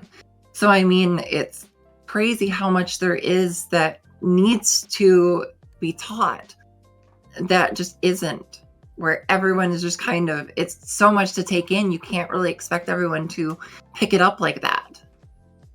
That's why trans folks are the wealth of knowledge that we are, is because we learn something because we have to teach others. Because this sounds they can't dangerously familiar to something else. We basically have to self-diagnose because self-diagnose, self-advocate, self-educate. Doctors like to blame things. Oh, you're trans. Does this happen to be a side effect of your hormones?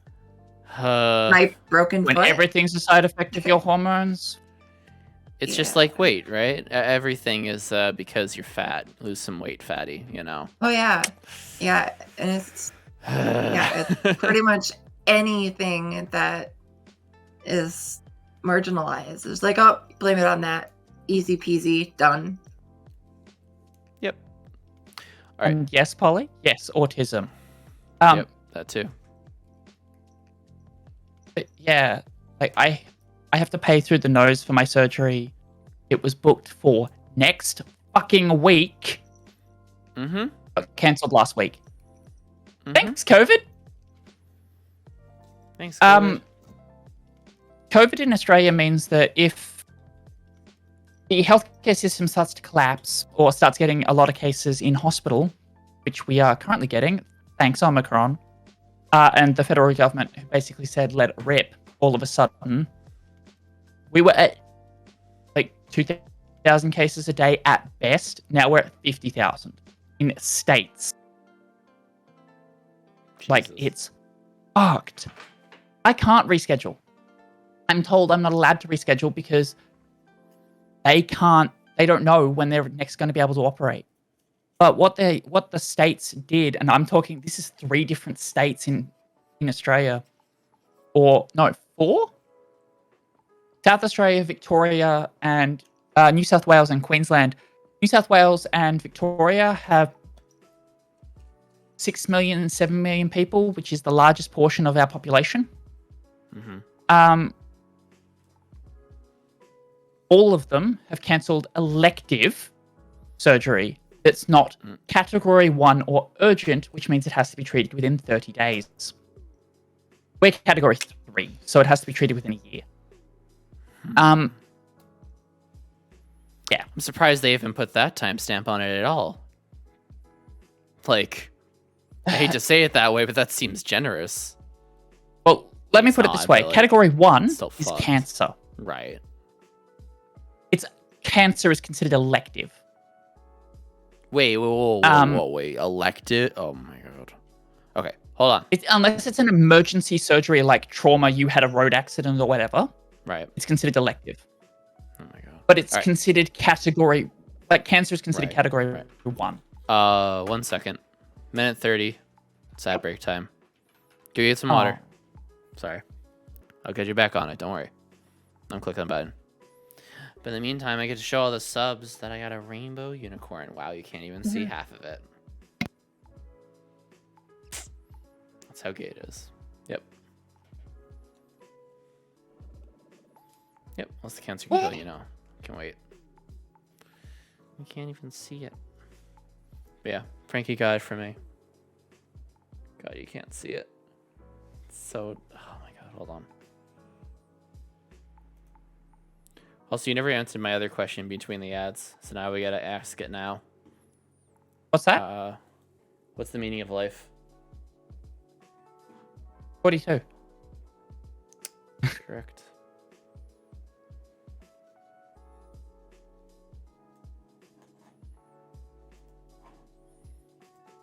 Ooh, what's the meaning of life? Oh, you can't hear me yet.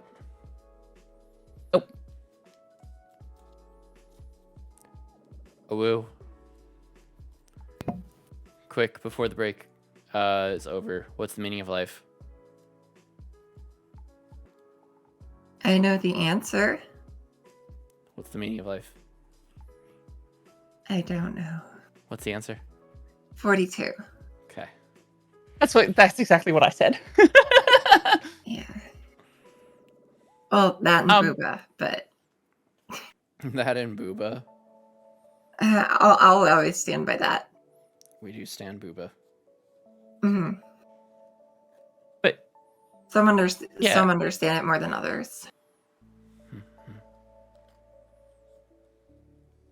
So going back a little bit. So So it's my surgery is cancelled. I can't rebook it at this point because they have no idea when they're going to be able to operate again. It could be 2 months, it could be 6.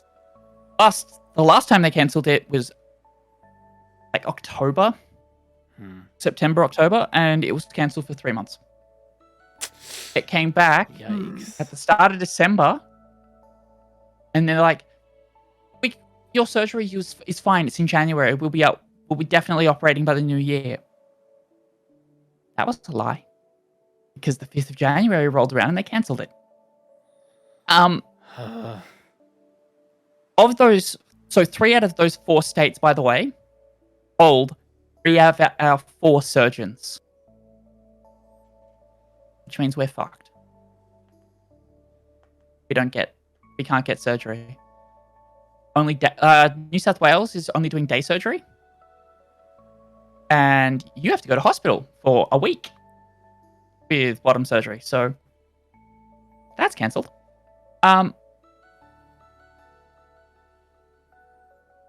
Then on top of that, I'm going to go back to birth certificates. Birth certificates. Oh, that reminds me of something else, actually. In my state, we could only change our gender without paying for the surgery last year. The law changed last year. I know Australia was very new with all this. Year before, 2020, we could change it in like May. That doesn't surprise me, considering gay marriage was only very recently. 2016. That changed actually some of our laws. Did you know gay marriage we have a famous person in our chat, actually. Ori is one of the first people that got gay married. So that's cool. Yeah. It's my claim to fame. But yeah, so back then, before 2016, if you transitioned, you were forced to get a divorce by the federal government, because you can't sneaky your way into a same-sex relationship. Oh my god. Most states will just allow you to change your gender marker now. Queensland is currently changing it at the moment. They're trying to rewrite that law so that you can just change it without needing surgery. New South Wales, which has 7 million people and is our largest state by population, and holds Sydney, currently requires you to get surgery, then get your paperwork. You have to get then verified that you've had the surgery by 2 different doctors. One of them can be the surgeon, but one can't be. And they both have to be notarized by a justice of the peace. It can't be notarized by anyone who can notarize a stat deck. That's a very long list. It has to be a justice of the peace. It's stupid. That is so stupidly specific. And you have to pay $20,000 to get that far, to even start that process. Bruh. You need surgery. The fuck? Yep. I think a hysterectomy counts. I think an orchiectomy might count. So that's $2,000 for an orchiectomy if you can't get it covered. But that's better. But holy shit, is it bad here? Yeah, basically they really don't want you to fucking transition, is what I'm hearing. Or they really don't want to fucking pay for it all. It's state-based.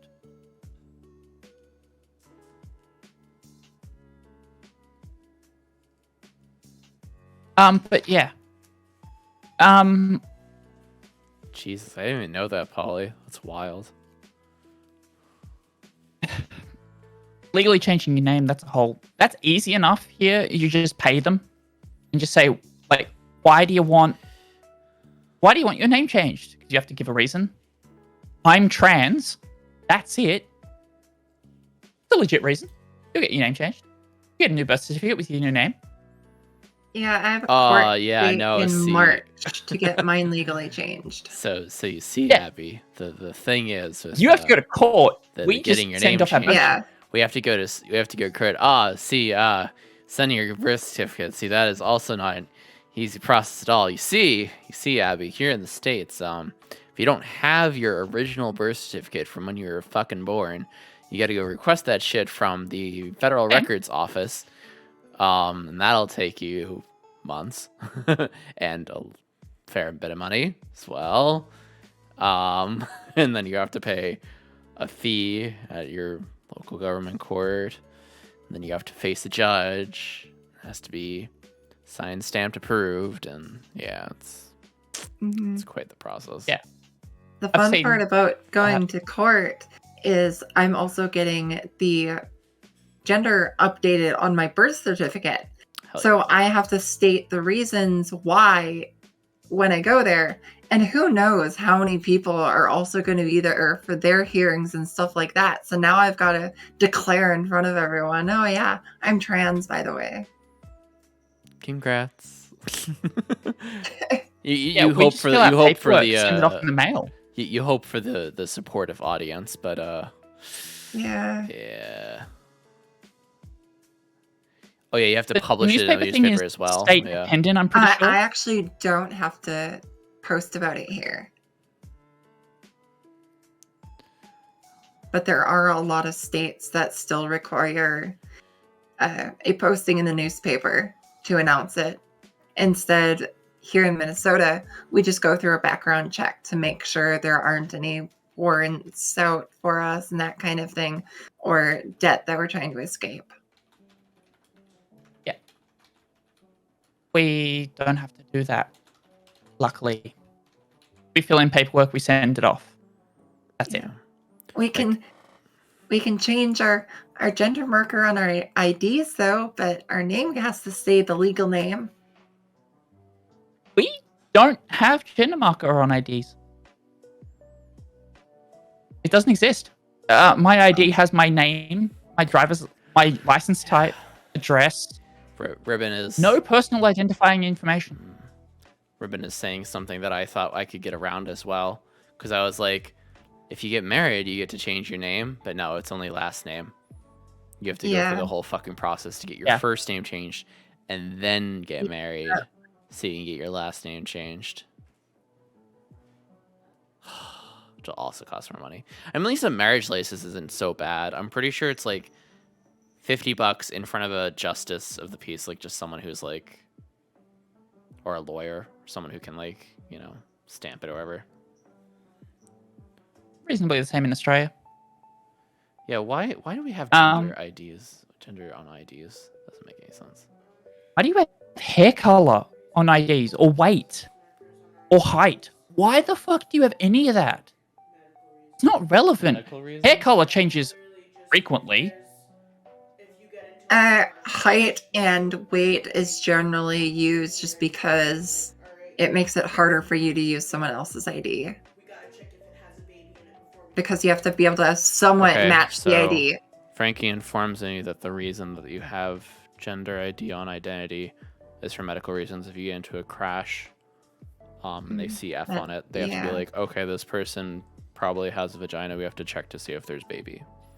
Obviously, that's not an actual implication that we know, obviously. But, like, that's the reason, apparently. It's not on ours. You kind of make an assumption based on who's there. Yeah. Listen, America makes a lot of fucking assumptions, all right?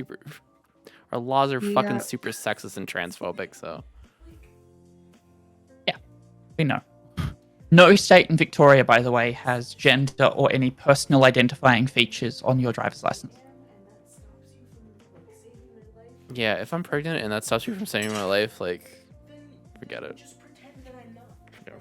Yeah. Yeah. Hello, Nero, sir. I can't read my chat. I think there's also something where you can't change your first name after getting married, or you can't change the name on the marriage license or something, where it's important to have the first name changed first. Yeah. You can't change your first name after you're married, or on a marriage license specifically. So if you change your name after you get married, you then would have to get remarried technically because you're a different person now. No? You just going to get benefits? I don't know. Being trans is being nickeled and dimed to death. Yep. Yeah. Thank you for that comment. Woo-woo. Worst mobile game ever. So many microtransactions. You can change your name after being married. I think you probably can change your name after being married, but it's probably a lengthier process. Probably. Parents like ping pong around thoughts right now. I have so many thoughts about name changing. Yeah. Also, Nero says this. You're welcome, chat. There you go. Okay. In case you're wondering. Nero's cat, right? Evil cat confirmed. Nero just sat on my keyboard. All right, listen. But yeah, there's a lot going on, and countries are have different laws. Like, I follow international trans stuff as well, so following stuff in the US and just seeing how it can be easier, but it can also be harder in other aspects. Like, you can get surgery, but I can't. You have to go through court, and I don't. And then we look at the UK. Holy fucking shit. The UK. Tell me about the UK. I feel like GB is going to tell us about the UK next week as well, but... Yeah, the UK with everyone has to go through a gen clinic. It has to be through the NHS, and their wait times are 3 fucking years. Or 4, actually, I think at this point. Yeah, they're serving from the tail end of 2017 now. Yeah. Oh, 100%. 4 years. That is the case, Rebin, by the way.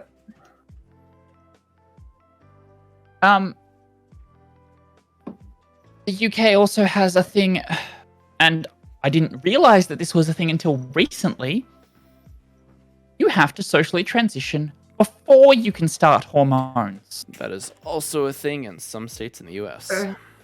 I am so glad I did not have to do that. I probably wouldn't have transitioned. You have to. I wouldn't have. Yeah. In some states in the US, you have to socially transition, and you have to have like a therapist's note, a doctor's note, a psychiatrist's note, Yeah. all saying that you have identified this way for X number of like time, whatever it is. That's okay. And you have to live as your other gender or whatever. I still have another 5 months before I qualify for even being able to get bottom surgery, but I'm having trouble finding a therapist that writes letters of support. Mm-hmm. And I can't get any of that done without one. Yet I can get facial feminization just with the write-off from the doctor that's prescribing my HRT. So, I mean, it's so backwards what they allow. I mean, like, facial is cosmetic, but you can get an exception in some states calling it medically necessary. And have at it. No time limit on that. No time frame. But then everything else is just, it doesn't make any sense. I'm pretty sure it's like 2 years, Ribbon. So, Hi. the people that have to like socially, if I had to socially transition before I could medically transition, I wouldn't have done it. I was on hormones for 3 months before I socially transitioned. I came out at work before I came out to most of my family. Because those were the people I was dealing with, and I was kind of growing boobs, and it was kind of getting hard to hide. Although the cysts are pretty dense as a brick, because no one noticed until I pointed it out. But that's called heteronormativity. We just assume. Yeah. Even if we notice changes, they don't notice changes. But the WPATH standards of care changing. Yeah. You don't need 2 signatures, 2 letters of support anymore. You need 1. Just 1, and they're reducing it from a year to 6 months. That's awesome. Yeah. Interesting. I thought it was a year because of hormones, like trying to get them stable. But they're also I saw saying something that was talking about possibly moving it down to 6 months. Okay, cool. Yeah. Wasn't aware of that, but cool. They're also getting rid of the that need to social transition before medical transition. Because it's just cruel. Wholesale. It doesn't do anything. It's cruel. It's traumatic. It's fucked. Yeah. So they're finally getting rid of that. That's that standards of care is how I saw what my dosage should be for cyproterone. OzPath, the Australian version of WPATH, which WPATH being the World Professional Association for Transgender Health. OzPath basically told trans folks to read the changes for the standards of care. We were told to read them because we're our own advocates. Thankfully, there is a law in the U.S. where, like, you legally have to have an advocate at your doctor's appointment, but who's to say that advocate's going to be educated or even care for your cause? Like, they legally have to care for your cause, but you know, are you really gonna report them? If you're intimidated enough, probably not. Yep. A lot of shit like that. Yep. Anyway. But yeah, it's encouraging. Now, please don't wonder why trans folks are stressed the fuck out all the time and depressed all the time and anxious when conservative all the time. governments want to take away our right. Yeah. They want to take away your right to just exist, period. Yep. It's like if someone catches wind that you're trans and like you might not even tell them that you're trans, you'll get some random person coming up to you, be like, why are you trying to take over? Why does everything have to be all about you? And I'm like, what? I'm just existing over here. Yeah, see, much like Black Lives Matter, and I really hate to compare these two issues, but like, you know, marginalized issues seem to go hand in hand. The existence of trans folks greatly disturbs cis people as, you're taking my space away from me. It's like, no, just trying to exist over here peacefully. Oh, yeah. And I took offense to that. basically the long and short of that. My favorite and also least favorite moment of my transition is I've been using the women's bathroom since early on in my transition. Mm-hmm. And some of the things that I've heard in the women's bathroom, luckily there was only one that was like straight up transphobic stuff. And this woman was like trying to get everyone that was in earshot to listen. And she turns to me as I'm washing my hands, seeing if I agree with the whole, we should be keeping men out of the bathroom and yada yada, men in dresses and stuff like that. And I'm just, sure, yeah, okay, don't talk to me. Like, but she didn't even realize. And it was just the fact that my voice passes, therefore most don't even question it. Like, I could look the most masculine person ever, but as long as I have a female voice, people are going to be more likely to give me the benefit of the doubt. I'm just like, So there's that. yay, but ew. Yay, I'm being Yay, I included passed, on but the now I have to hear all this. sexism and the transphobia. Transphobia is Yeah, kind then of we can blunt. always tell. And I'm like, no, you can't. Hooray, I'm being... Sorry, I muted my mic there. Yay, I'm being included as a woman. Oh no, they think I'm a TERF. Yep. Oh. Yeah.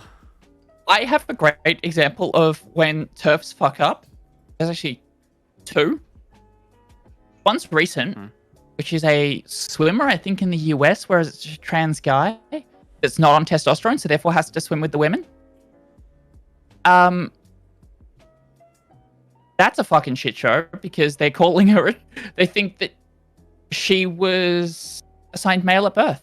He's not, or he's not. He's assigned female at birth. Wants to transition to become a guy and compete with the guys. He's not allowed to. Someone who wore a pronoun pin. Cis guy wearing a pronoun pin as an ally was getting she heard because of the pin. Yep. Your transphobia is showing. The trans witch hunts lead to more cis women being kicked out of the women's bathroom than like anyone else. Yeah. Yep. It's like, it's just like, you're not woman enough, obviously. Like, yeah. Yikes. And like, talk about a lot of trans people are really good at like transphobia. picking up on what makes someone masculine and feminine, where we can probably clock each other, but only because we know exactly what we're looking for. Random cis Mary Sue, she's not gonna know. And like and if they focus on that one masculine feature right there, that's a trans woman for sure. No. Not necessarily. I was at an event in 2019. I was out at work. I had legally changed my name, but I hadn't received the paperwork. This is actually, there's a good side and a bad side to this.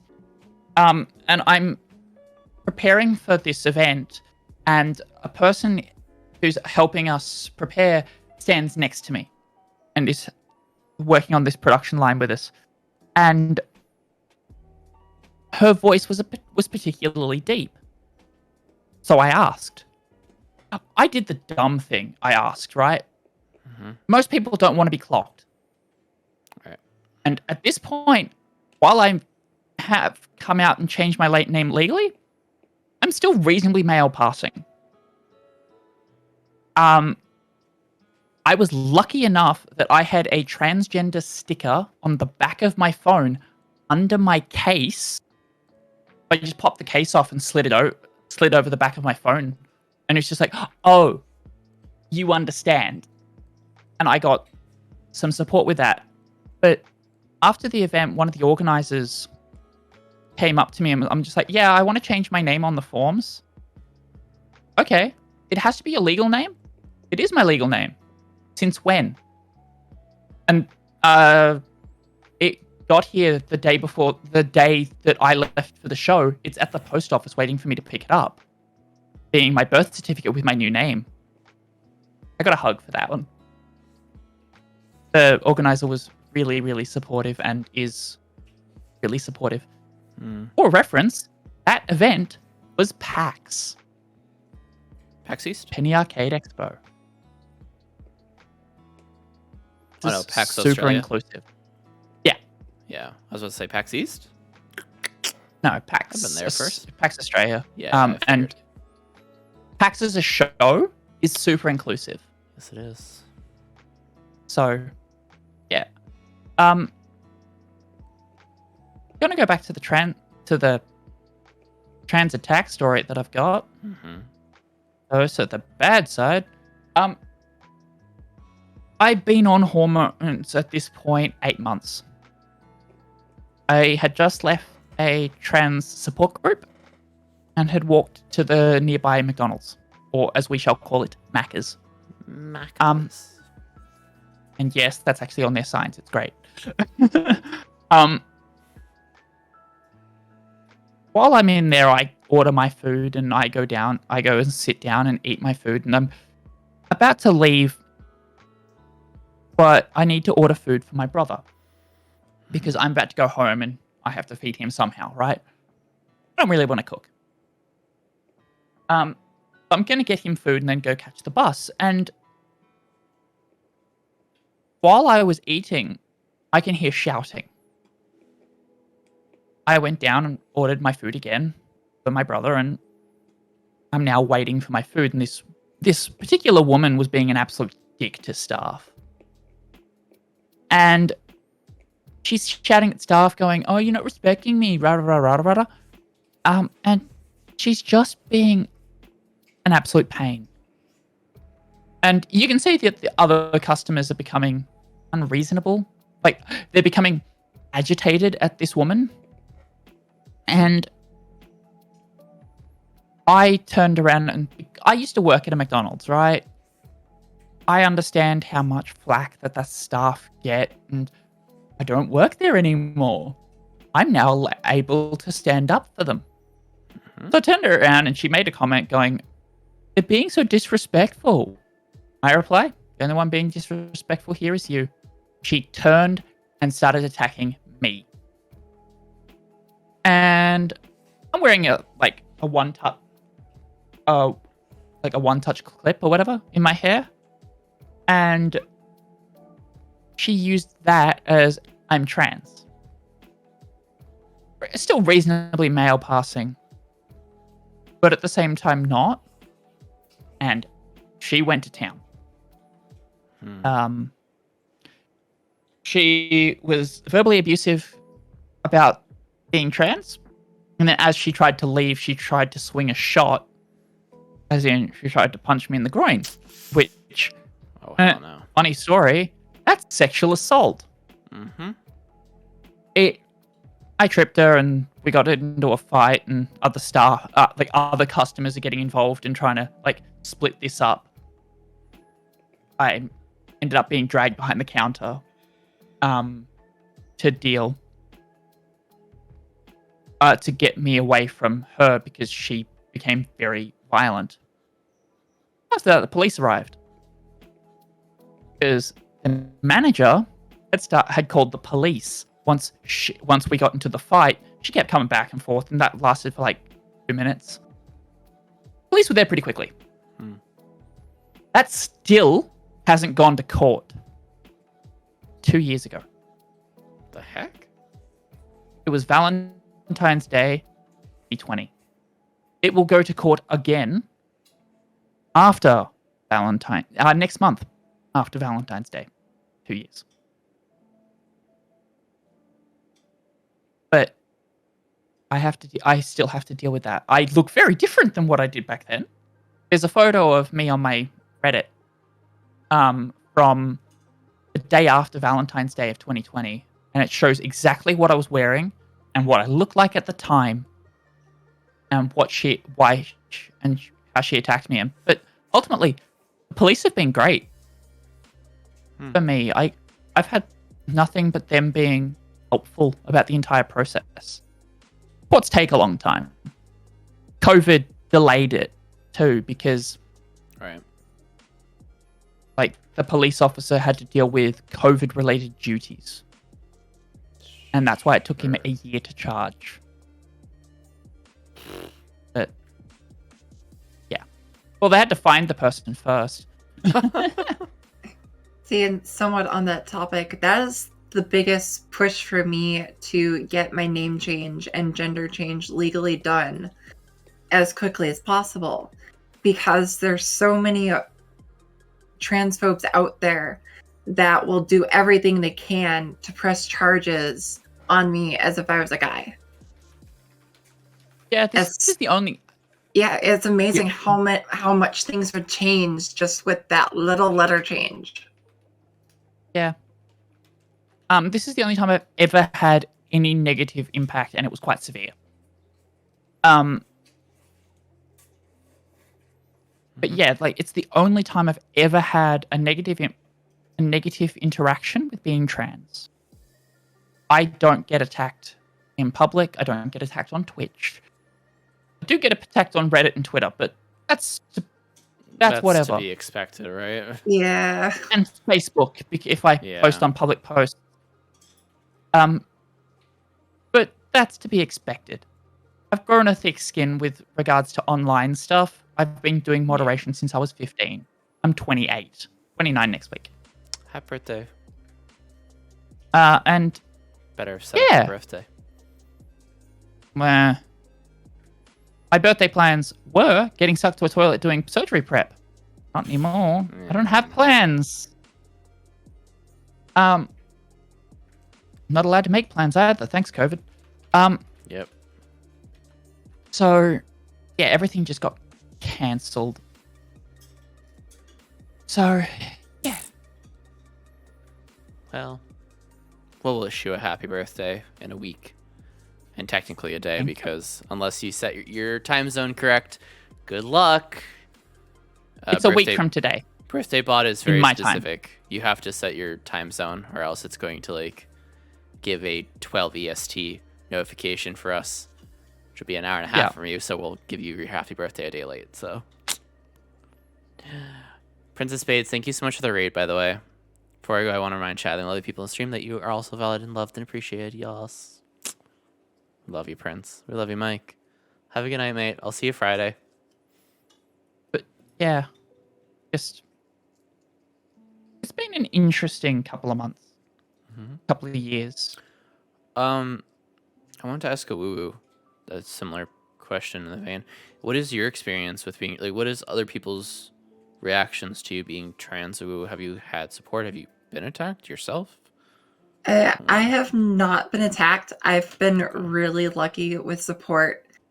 And one of the biggest things that I have to say for me, from when I started transitioning, I knew that I wanted to have a passing voice. So that's what I really focused on. And I think that really is what has contributed to the fact that I haven't gotten misgendered like at all.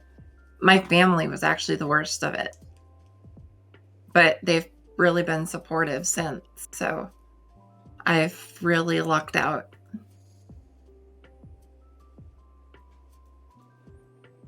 It's been amazing, honestly. I mean, I'm amazed that neither of you were really attacked for being trans, because I hear that more often. I mean, I suppose that's the sensationalist story.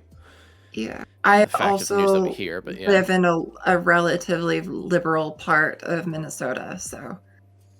That is surprising to hear. While I got attacked for it, I would have been attacked for anything. I stood up for staff, and she was She willing was to a fight. Karen, right? Yeah. She's just She looking wanted for to fight something. regardless. She just picked being trans as the attack vector. Yeah, some people just want to fight. Pretty much. But yeah.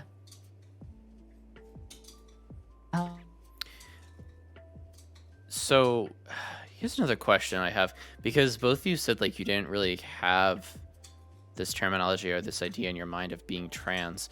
So, what was it like growing up? not really knowing? Like, I like kind of like what things made sense for you now that back then you were just like, oh, I'm just confused, or some other interesting emotion. For me, I was like overly obsessed with women, and I was so confused because I knew it was more than a sexual attraction. I knew it was more than just wanting to be friends with them. I just couldn't figure out why I needed to know like everything. And then as soon as I've transitioned, all that's calmed down because I realized I wanted to be them.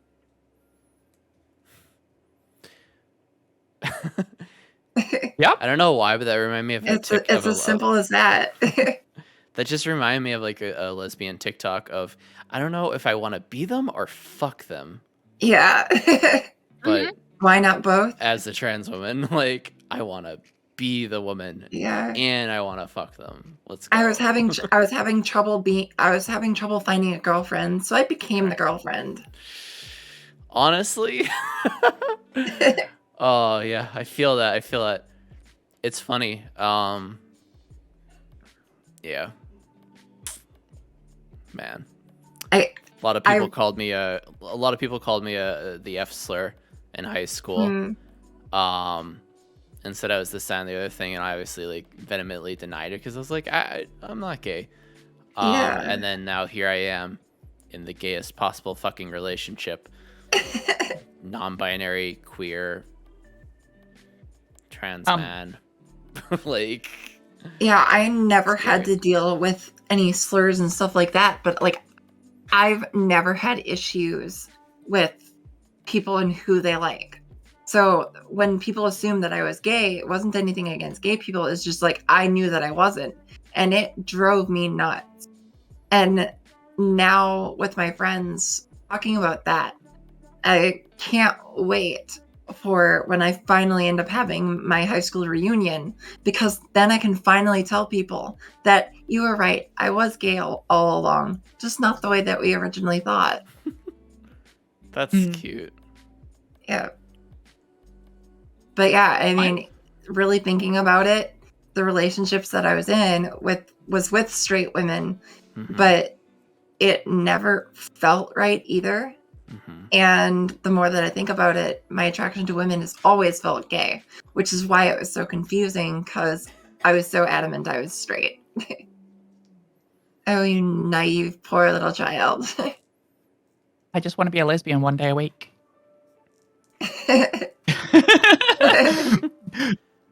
What about for you, Abby? For me, like, once I got the language, it's just like, oh. But before the language, what was the thought process? What was your mind at? There's one that I won't say on stream.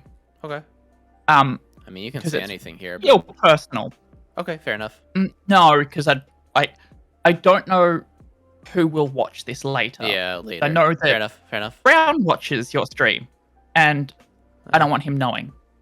Occasionally. Yeah, so, one of mine was dreams. I don't dream a lot. But I always had one recurring dream. Which was... ending up in a case of being basically forced to transition. Because it wasn't a possibility to actually transition back then. Or at least I didn't know it was. The other one was going through school. And you're looking at girls in the schoolyard going, I wish I could be them. So many times it was just, I don't want to date you, but I want to be you. I want to be able to wear a school uniform that's a dress over my polo shirt and jeans. Yeah. I want to be able to... I want that more than I want what I've got now. I want to be a girl, and that's what I wanted. I didn't understand it. Transgender was not a term back then. Right. I mean, it was, but we didn't know it. We didn't know it. Transgender's been a term since the 70s. But Even then before then. I grew up in rural Australia. You couldn't transition in rural Australia. It's still not possible. So I was never going to get that support. Mm-hmm. Something that just Oh. something that came to mind. Mm-hmm. So I must have been like 7 or 8. For anyone that is familiar with the term tucking, I did that as like a 7 or 8-year-old, and because I liked how it made everything look so smooth, and like for me that What is was it? like my goal. What is it? Tucking is Oh, where tucking. you Sorry. yeah Didn't hear yeah you. Yep, yeah got you. yeah Yeah. This is gonna sound very egg. This is gonna sound very egg of me, but I was always jealous of girls growing up because I was like, why do they get all the pretty shit? Like, I want to wear pretty clothes. yes Right? So you can egg sus me all you want. It's true, but I'd never really fucking go through with anything transition wise. So I'm just like, non-binary gender's way too much fucking work for me. that was the main reason I played video games, and like I barely even play anymore because I would dress up my female characters. That's what I enjoyed doing. Now I just dress up myself. So Right, girl clothes are just better. They fucking except for the lack of look pocket. Oh my They gosh. fit better, except for pockets. Yes. Hello, sir. Female clothing those, is like, so much more Fake varied. pockets. Mm.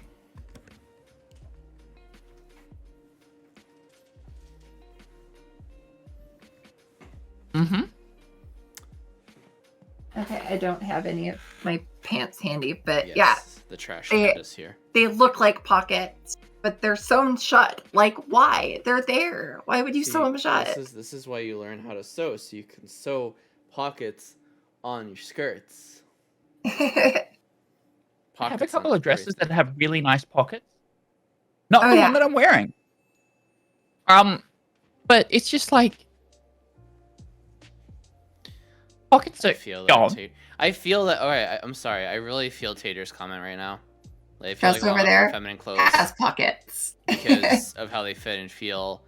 But being a he, they, I'm constantly misgendered because of that. Yeah, I've worn a dress once on stream, but I am very masculine looking, and I know that. I have a beard, and I have long hair, and I have this voice. And I just want to feel like I'm not just a man in a dress, you know?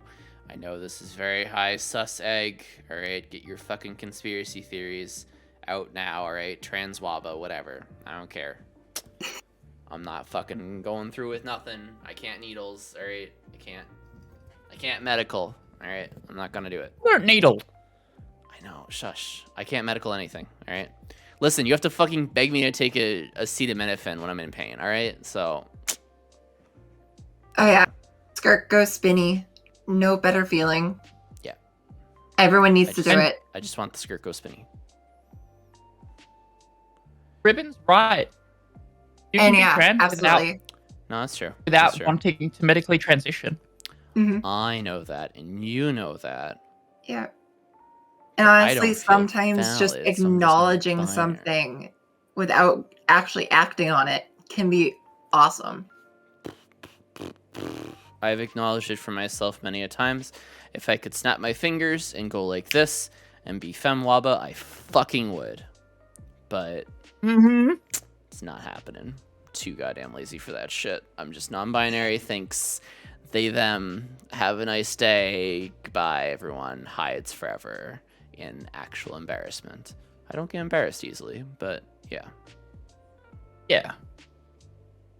That was a lot of like what my dreams were was just Oh, some magical machine that could transition you instantly. It doesn't Yeah. exist. yeah. But I got to a point where I said, fuck it. Sorry. I'm doing this for egg. me. Let's define egg because we keep using that term. Oh, okay. Egg is someone who is definitely 100% trans, and they just haven't embraced that they're trans. So their egg cracks when it's like, oh, wait a second, I am trans. Fuck. Yep. Implications. No, That was no bad, Polly. early January 2019 for me. Like, R I was already slash seeking egg. professional help for it. A friend of mine, like 4 months before I came out, he was talking with a friend of his, and for whatever reason, they were discussing me. And Shit. his hysterical laughter when I ended up coming out to him was just wonderful.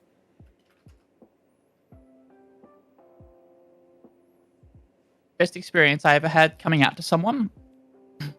So, my family's a little weird.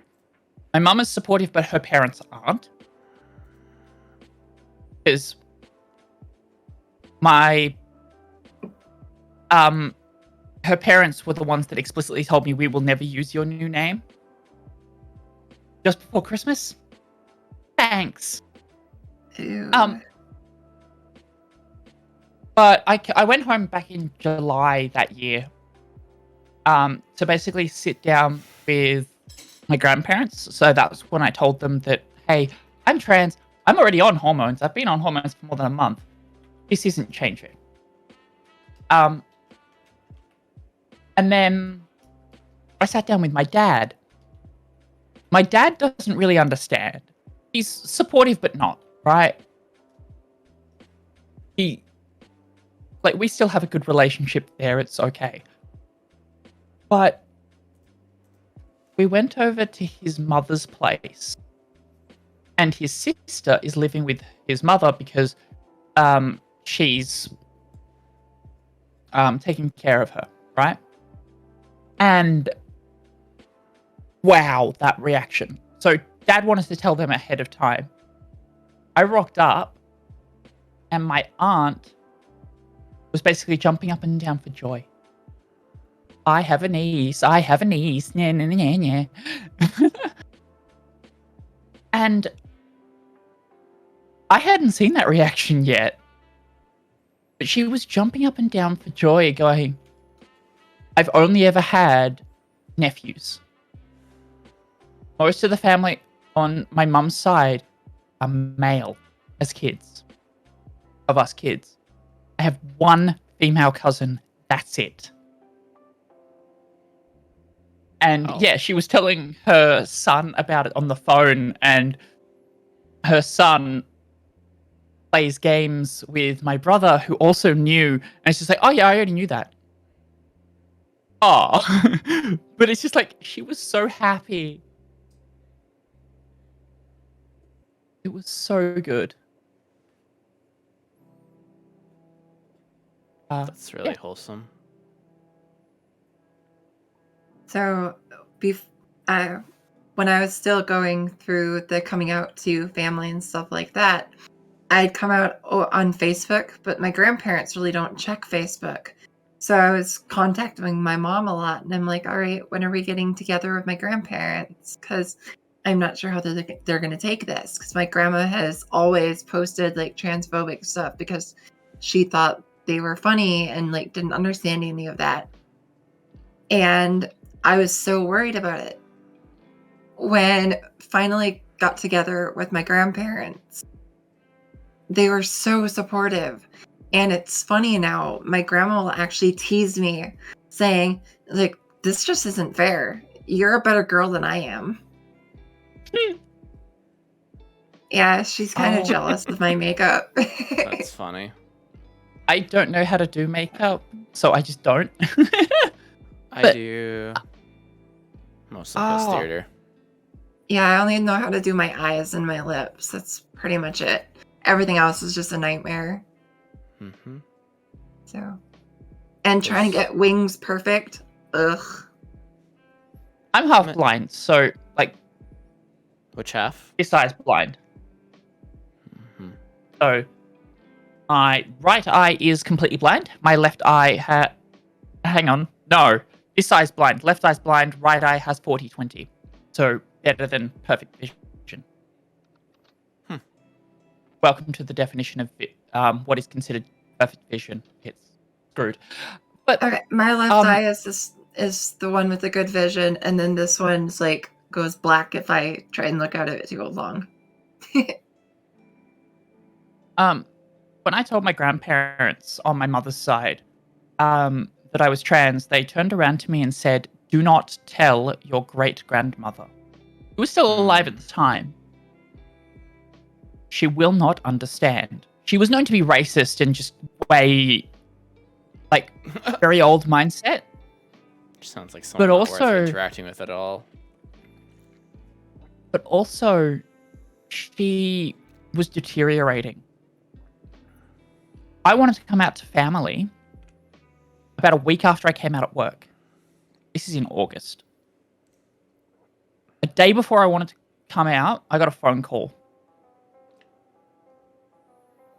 Basically saying, "Your great-grandmother has passed." And I went, well, shit. Walked up to my boss and said, "I'm leaving. Bye." That was the last time I ever wore a suit. Was that funeral. After that funeral, about a week later, I came out publicly on Facebook. Do nothing but support. And if my grandparents want to be assholes about it, my mother has my back. And she has gone to town against them before. That's awesome. That time that they turned around to me, just like this is just before Christmas in 2019. I turned around, like we were stuck outside at my grandparents' place and we were going there for dinner, and my grandmother turned around and said, "We will never use your new name.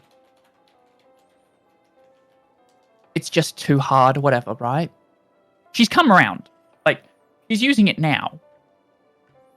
But at the time, she was just like, "No, we won't."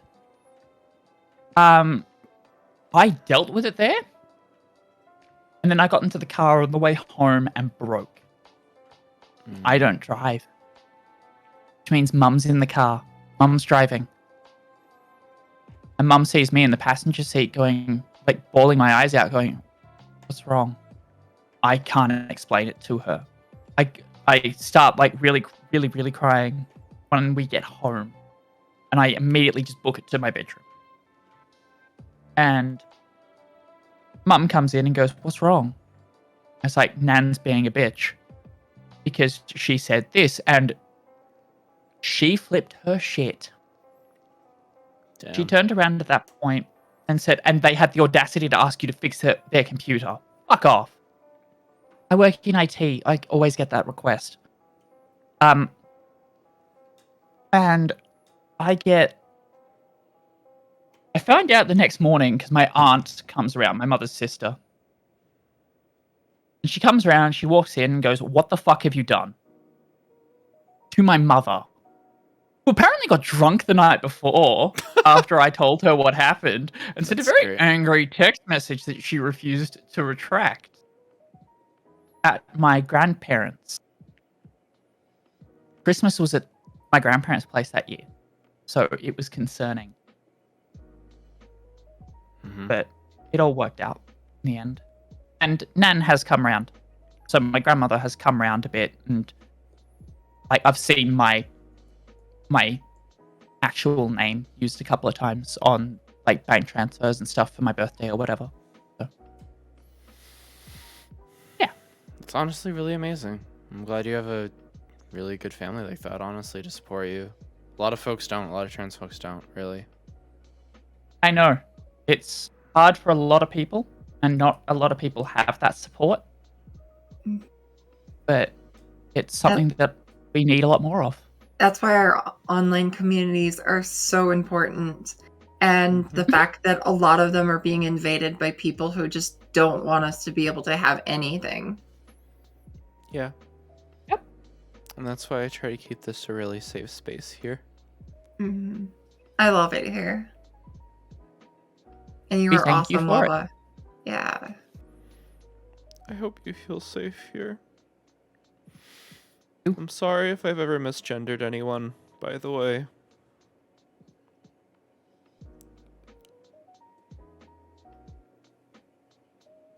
Yeah, it's been a I want this place to be a family.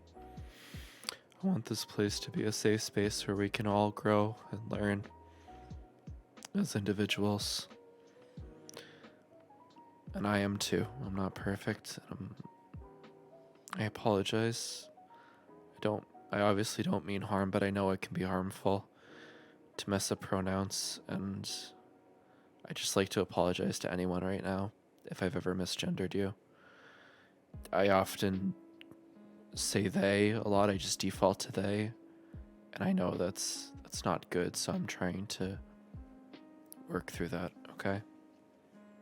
And I ask if anyone else messes up as well, let's just politely but firmly. Me too. I always take personal responsibility, right? It's one of our biggest values here as a family. No, I have. I definitely have, Ribbon. So I'd like to issue an apology, but I'd also like to again reaffirm, like, let's show people the way, okay? Show people pronouns and make sure everyone's being affirmed in the best way possible, okay? Sorry,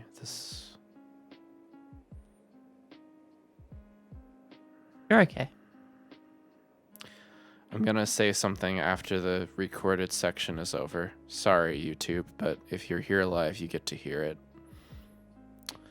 Yeah, as long as people try, that's what matters the most. So Straight up. you try, and I do. Yeah. I really do think I try. And here's the other thing. Okay? If something comes up, if some issue happens within the Discord or within the chat or something, and I don't see it, I miss it or something, please just tell me right away, please. Pretty please. Like, I know confrontation is rough for a lot of us, but honestly, please just fucking say something to me. I can't fix a problem that I don't know. Alright? And that goes for me as well. If I'm being a problem, tell me. Alright? I can have a wrong opinion. It's possible. You can question the streamer. I don't mind. I'd prefer to be questioned and be wrong about something. I'm sorry. This is bringing up a lot of feelings for me. So, Waba, Okay. I've got a question for you Yes. because I need your opinion. Okay. Pineapple on pizza? Yes, pineapple on pizza. We stand. Right opinion. But not ham. Ham sucks. But Yeah. bacon. Bacon, yes. Yeah, please, like, tell my mods. No, I like ham. If you're not comfortable with coming to me, tell my mods, and my mods can come to me and say, hey, this person didn't want to, like, be known. They want to be anonymous, and they just want to express this thing to you, Waba, that you didn't see, that you didn't notice. Like, please, fucking just tell us right away. Oh my god, I'm sorry. Something happened, and yeah, I'll explain after the recorded section. This is me giving Waba a hug, so. Aw, very sweet. Yeah, go to Jeffrey, exactly. Jeffrey is super mod. Pineapple and extra cheese, yes. I had it. It's good. It's good. Ham is only context for pineapple. Okay, bacon passes. Yeah, you can have whatever they want on pizza. I've never had grapes on pizza. Why would you put grapes on pizza? I'm gonna have to try I that made a now. pizza with beetroot on it. Anyway, after I had an emotional breakdown, how do you feel about ending the stream here, wrapping up conclusion, resources stuff? Great. Oh. How do you feel about that? Sure. Oh yeah. Chat, comments, Go for it, questions, Jeffrey. concerns before we end as well. Absolutely. Ask questions Yeah. now. I love questions. Bring them on. Yeah, dessert pizza's a thing.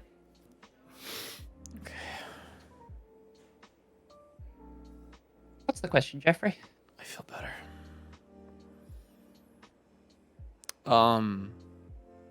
Also, chat, while you're typing up your questions,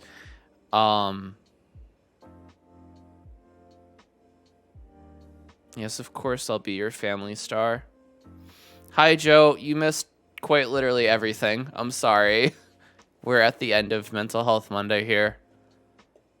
But you can watch it on YouTube on Wednesday. Yeah, because I can't technically put it up on Tuesday, because technically that was breaking TOS. Yay. It's never going to fucking report it, so it's fine. But yeah.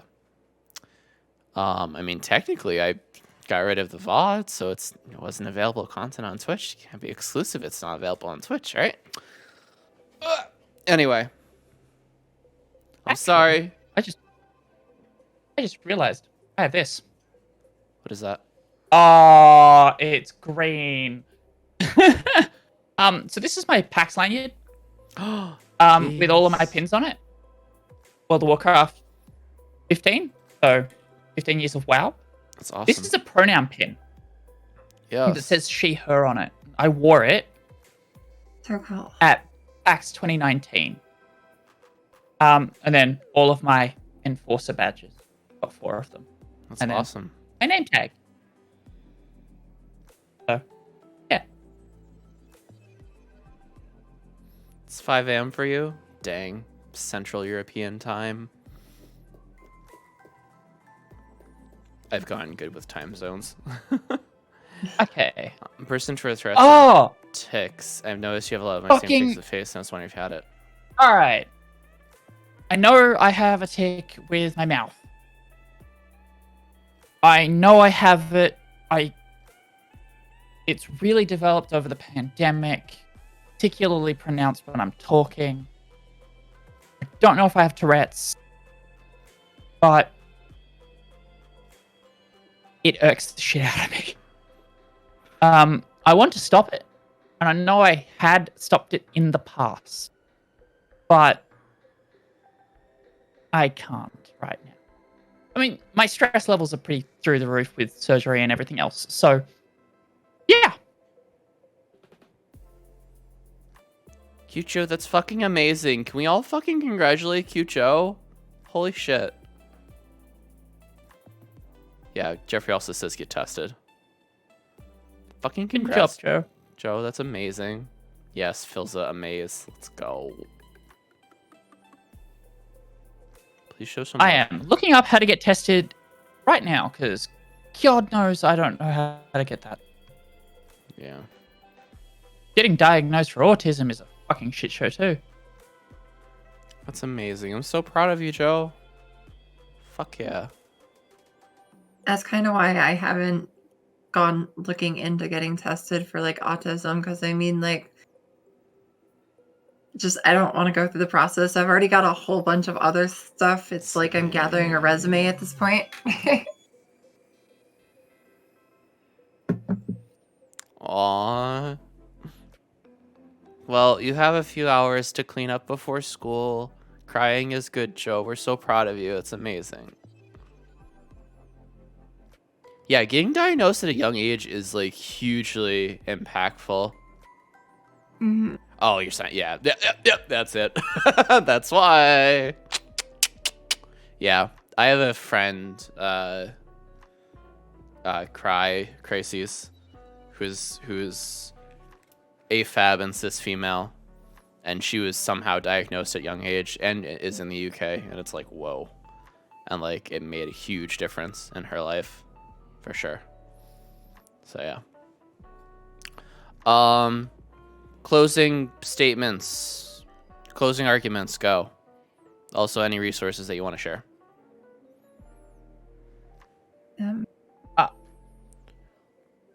Go for it. All right. Resources. Trans Also- Hub. Okay. What's up? Sorry. Also, I'm the Discord. I'm self-promoting in my own chat. I'm sorry. So- Apologize, I'll stop. Also, Trans Hub. transhub.org.au is a really helpful tool for any trans folks out there. It doesn't matter what country you're in. Although legal affirmation and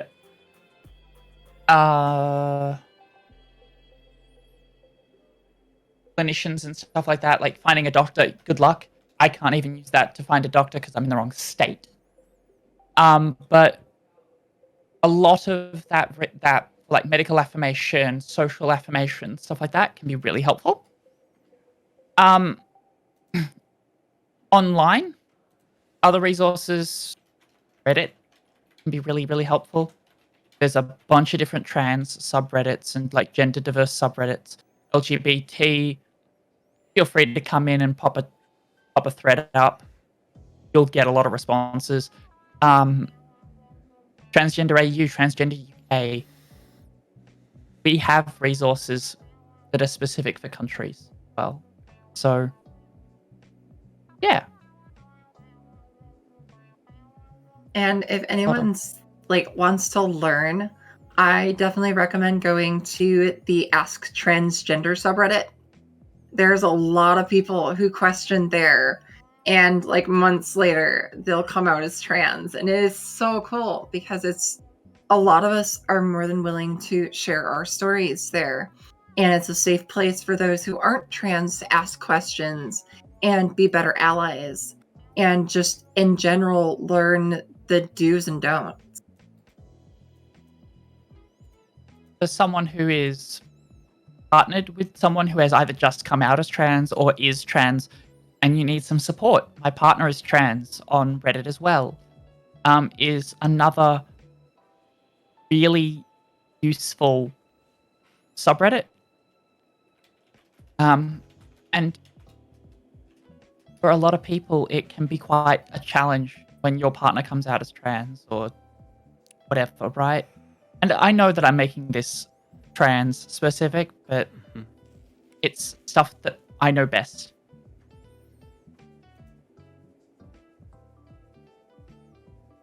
No, that's fine. Can you place all those in mental health resources in the Discord and in chat right now?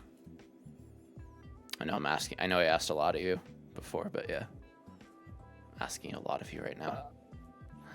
Thanks. Yeah, there's so much misinformation about being autistic. We're gonna talk on autism, by the way, in April. So if you want to come on as a guest, let me know. Yes. Also, do you have any tips or advice for fellow potentially trans folk, or just like existing? I don't know. Trans questioning folk? I guess. I don't know. Just advice, life advice, something like. Yeah, my advice for trans questioning: Sure. don't ask yourself, what do I prefer? What, instead of framing the question as what am I? Am I male or female? Am I whatever, right? What would you prefer to be known as? Would you prefer to be known as a woman? Would you prefer to be known as a guy? Question your gender and make sure that you're constantly checking in on yourself. Your own mental health is the most important thing you have going. If you need help, reach out for it. Get therapy. It does help. Stuff like that. It's okay not to be sure. I mean, great if you figure it out, but it's also not a race. You have to take things at your own speed, and don't let other people tell you whether you're trans or not. Even though I know I'm trans and you might show signs of it, I will never be able to confirm that for you because it's something only you know. Only you can decide whether you're trans or not, because I don't know what your preferences are. I don't know what makes you the happiest, and you have to figure out that yourself. Therapists are great at helping you sort out your thoughts so you can end up coming to the conclusion of what's going to work best for you. And sometimes all you need to do is acknowledge that you're trans. So don't feel like you have to transition past knowing. A lot of us do, but there is no wrong way to be trans. Exactly.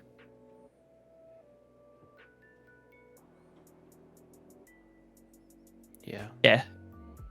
Seeing. God, I believe that with all my heart and soul that there is no wrong way to be trans, but yeah. Yeah.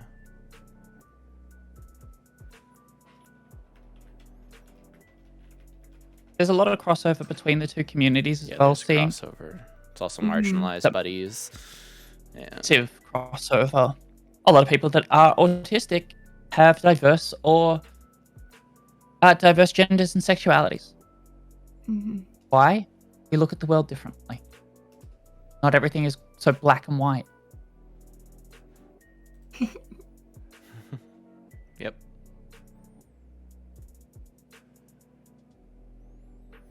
So yeah. All right. Well, have a good night, you two. Meg has been dropped. Mike.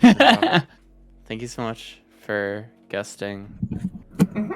Who's that Pokemon? Awesome shoutout isn't on the scene. It's Pikachu! Pikachu! Why do I hear it? OBS, would you like to answer for your crime, sir? Awesome shoutout isn't on the scene. Why do I hear it? Oh, it's because I know why. It's because I accidentally transitioned to my just chatting, and we never completed the transition, so it thinks I'm still between scenes. Yeah, this is like a weird, like actually known bug that happens. Lovely. But yeah, that's fine. We'll shut on the actual just chatting, but we're gonna play the exit video now instead. All right, don't panic. I'm also gonna run an ad at the same time. Two birds, one stone. All right, see you in a minute and a half. Click. Bye. Bye. Thank you so much for watching Mental Health Monday. I hope you enjoyed. If you did, be sure to give the video a like, put a comment down below, and share it with a friend. If you want to catch it live, feel free to follow us on Twitch. The link is in the description below. As always, mental health is an open and ongoing discussion, so feel free to say hello and then, come talk with us about mental health. I love the topic, always talk about it. It's a chill atmosphere, it's a safe space. Sometimes we get a little chaos and chaotic, but it's still a safe space all the same. If you also enjoyed the guests and what they had to say, you can check out their content as well. I put their Twitch links in the description below.